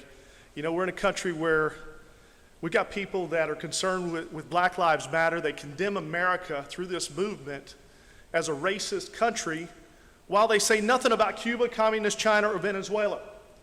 We have to recognize that in these other countries, China, for example, the slave labor that's creating most of the products that we buy, I mean, how in the world could we, it's just so much hypocrisy going on to be able to support these types of countries. So I say cut them off. Let's bring everything back to the USA, made in the USA that we possibly can, and let's continue to help our president lower regulations, because you know what? We do it better than everybody else. And we can figure out how to get the cost to where they need to be, where we can keep it here in the U.S. and create more jobs. Now, I subscribe to a leadership model called the ACT leadership model. I've had the privilege of traveling the country, teaching on leadership, productivity, high performance. I've authored 4 books on this subject, and I love to help people grow in leadership. And I believe that we need to act on leadership. That stands for accountability, communication, trust. Until we begin to have these 3 principles within our leadership, we will never attract and grow the Congress that we need, especially with those leaders, because they're lacking accountability. They're lacking that responsibility that comes within accountability that holds them to the decisions that they make. So we need to send people there that know how to be accountable. And I want to operate this way and have operated this way as a father with my 4 boys. If I'm not accountable, if I don't communicate properly, and if I don't develop trust in my household, I'm going to have a problem with my kids. I'm going to have a problem with my wife. I've been married 26 years. She might tell you it's been the best 10 years of her life. I don't know. And I'm kidding about that, okay? That was kind of a joke. You can go ahead and laugh. The reality is, though, as a husband, anybody that's been married for a long period of time knows that you have to communicate and you have to develop trust in that marriage. And as your congressman, I will go to Congress living off the principles of accountability, proper communication. How we communicate, the frequency, and what we communicate on is important. But trust really means this in simplest forms. Do what you said you were going to do. That's what I'm going to do as your next congressman. Thank you. Bill? Well, going last out of 1, 2, 3, 4, 5, 6, 7 of us up here, you could hear every explanation as to what they would do and how they would deal with China. So I like it when Trump does that, China. So I was just kind of a little humor in there. Now, right now, what we need to do in the healthcare arena, we have to bring back our drug manufacturing back to America. Right now, 13% of our drug manufacturing is in China, so we need to bring that back. However, 90% of the active ingredients in most of our medications is manufactured in China.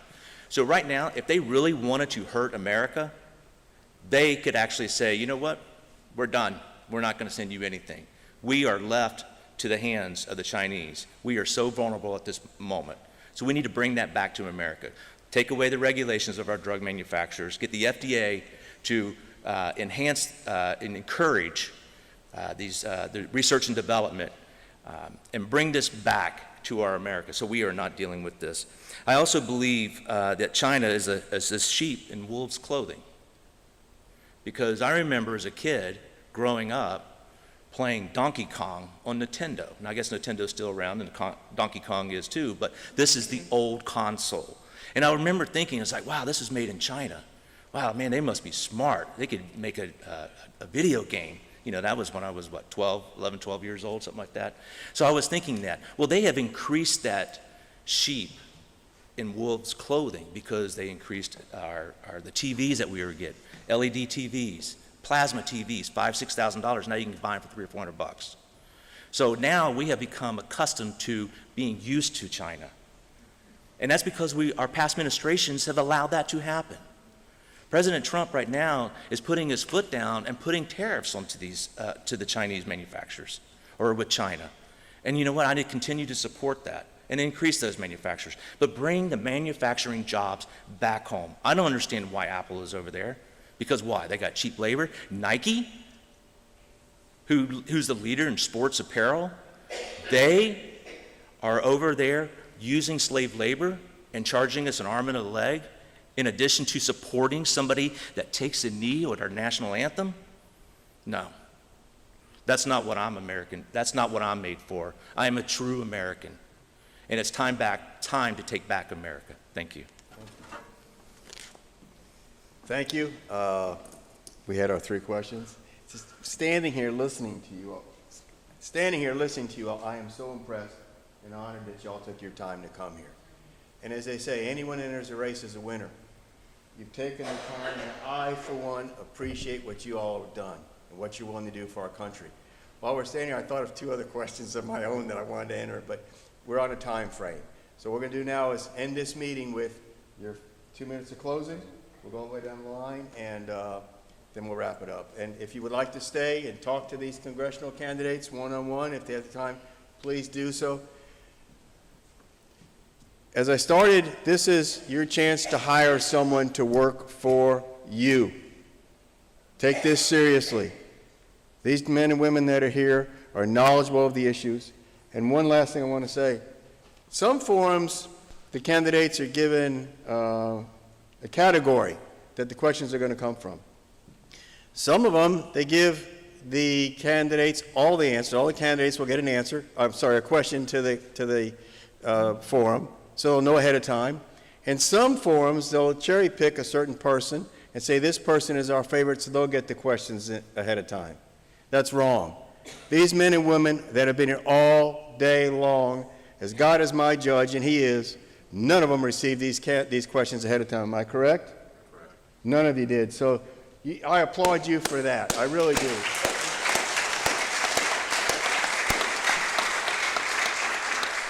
That being said, 2 minutes, please. Perfect. Thank you.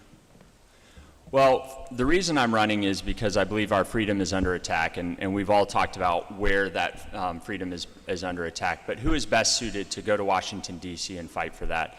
And I don't think military service alone does qualify, but I do think you learn some valuable leadership skills. But that's not the only leadership experiences I've had. I've also taught the Constitution in the classroom.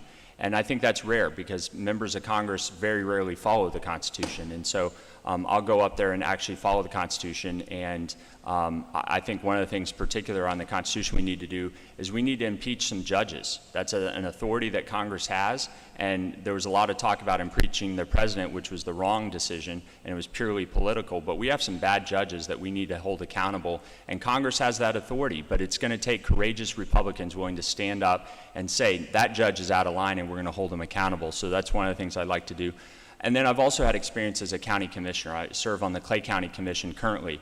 I'm the only elected official on this stage, and I know that sometimes a career politician is thrown out there. I don't think my students or the terrorist I faced in East Africa would say I'm a career politician.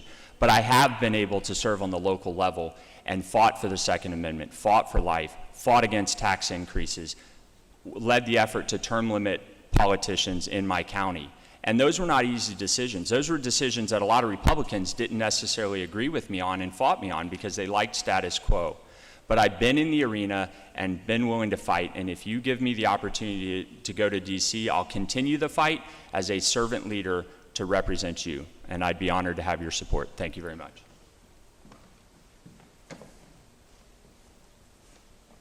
Well, again, I want to thank you all for coming here today and taking interest in your community and the future of our district, and to those of you seeing this online.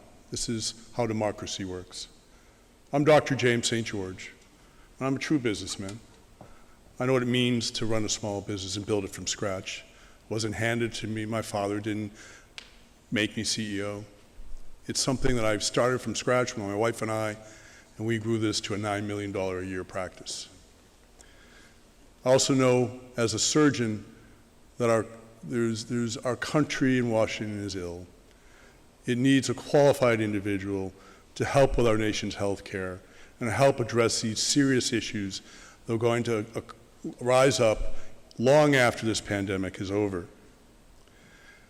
Congressman Yoho is a veterinarian, a medical individual. He understood this. He brought new perspective to this district. He wasn't a politician.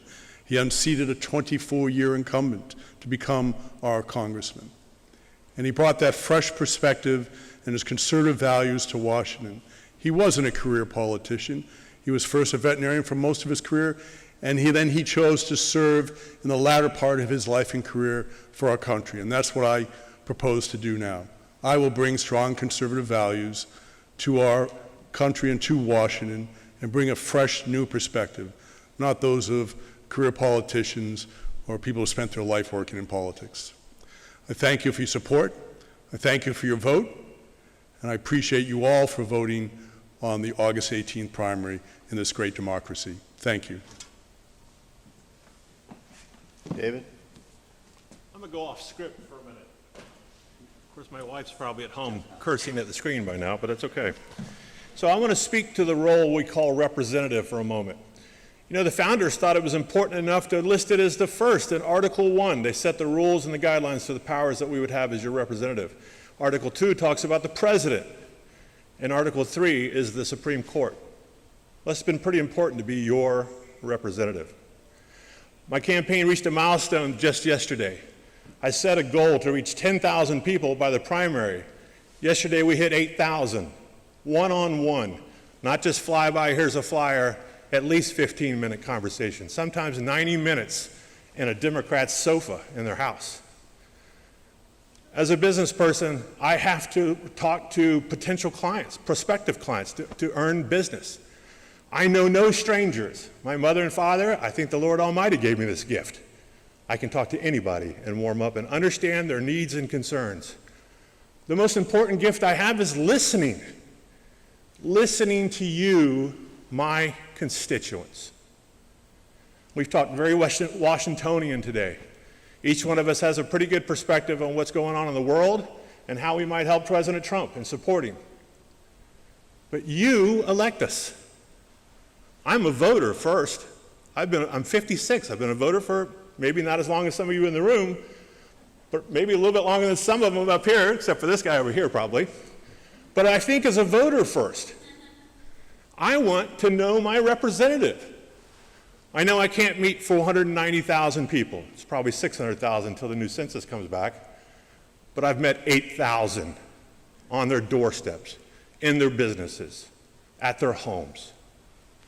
I'll reach 10,000 by August 18th, I guarantee it, because I want to. And I want to understand your needs and concerns. You hire me. My name is David Theus, like the U.S., and I'm asking for your vote on August 18th. Thank you, sir. Kat? Well, again, I just want to say thank you for hosting this event.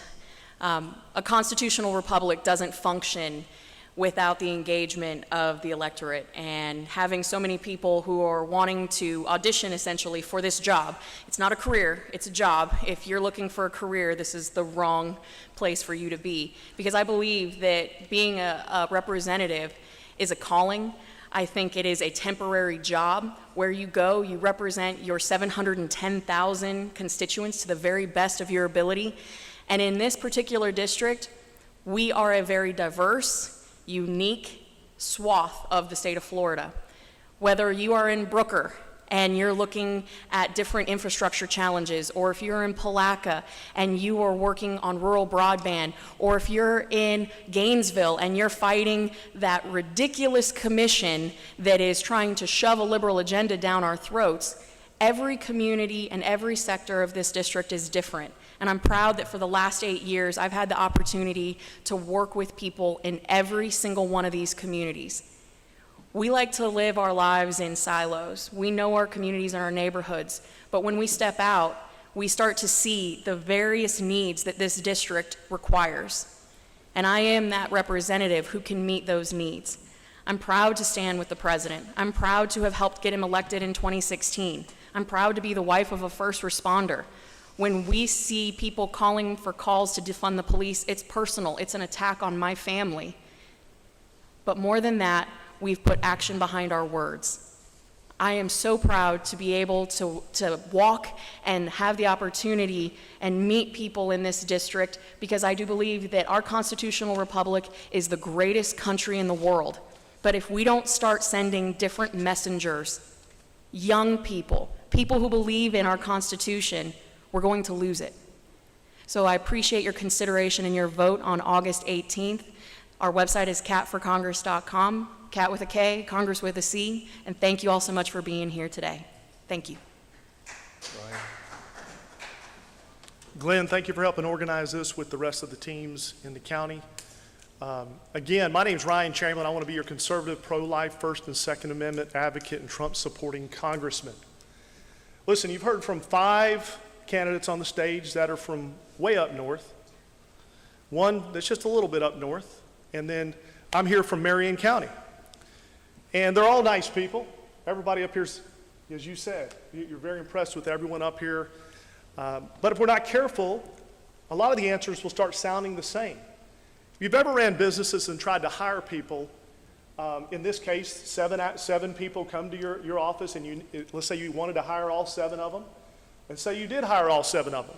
I can promise you this, not all 7 of them will perform at the same rate. Some are going to outperform others, and I think that's what we have on this stage. We have great people, but some are going to outperform others. I believe I will outperform all the candidates on this stage based on what I brought to the table before.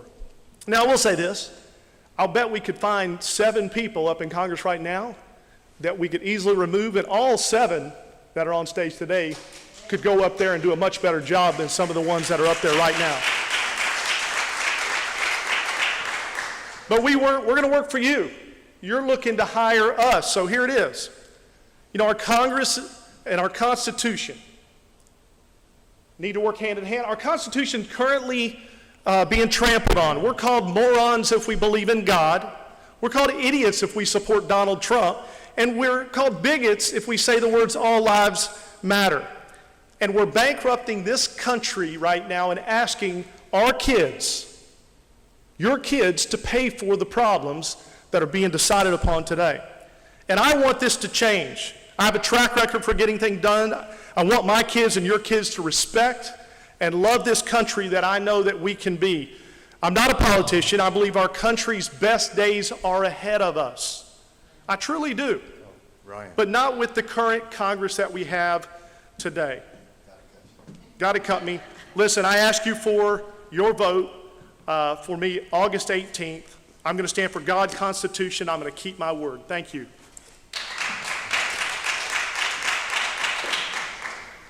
Is that for me? Oh, okay. You know, I live up in Orange Park. I live up north, as Ryan had said. So I lived in Orange Park. However, I remember going to college down in Tampa. I would drive down 301, driving through Marion County. And I'm like, man, this is a beautiful county with the hills, the horses, the fields. I said, I love to get to know these people. Well, God always has a plan for everybody. You know, it may not be what I wanted, but we got to go with what God gives you. So I did not come to this job or to want to be a politician. I came here to help the people. That's why I started serving our elderly dealing with Medicare recipients in the home health agency arena. So I have worked with individuals. I have staff that has worked over here with our elderly. And as a successful business owner, my door is always open. And I always tell new employees, I said, there's never a glass ceiling upon you. So, as David has said before, it is our duty to listen to you. I have a lot of friends. My wife says I have no enemies whatsoever. I have a lot of Republican friends, but I also have a lot of Democratic friends. And I call them friends because we have the ability to sit down and have a conversation. And I believe with the leadership skills, the lifetime experiences that I have, that I can bring that up to Congress and represent our district. My name is Bill Engelbrecht, and you can look for me at billforcongress.us. You can follow me on Facebook. And right after this, I am ready for a beer and go take a ride on the motorcycle. There you go. Hopefully not at the same time. Not at the same time, no. Thanks, Captain. Well, thank you all for coming, and thank you all for watching. I'm Joe Dallas Mulatto, again, running for U.S. Congress, Florida's 3rd Congressional District. I started this mission, this American dream, in 2007. I was an intern for former Congressman Cliff Stearns. I was a criminology major, which actually is pretty sweet. Now you're thinking about it, there's a lot of criminals up there in the U.S. Congress. A lot of people that are saying a lot of things, a lot of people aren't doing a lot of things that they say they are. It's who they say they want to be and who they actually are. I am the same one. Who I say I am, that is the person I am. I have grit, I have dedication, unwavering dedication, that I have committed to this dream for the last 13 years. I have the qualifications where it matters, the heart where it matters, and I especially want you to put your vote where it matters, August 18th.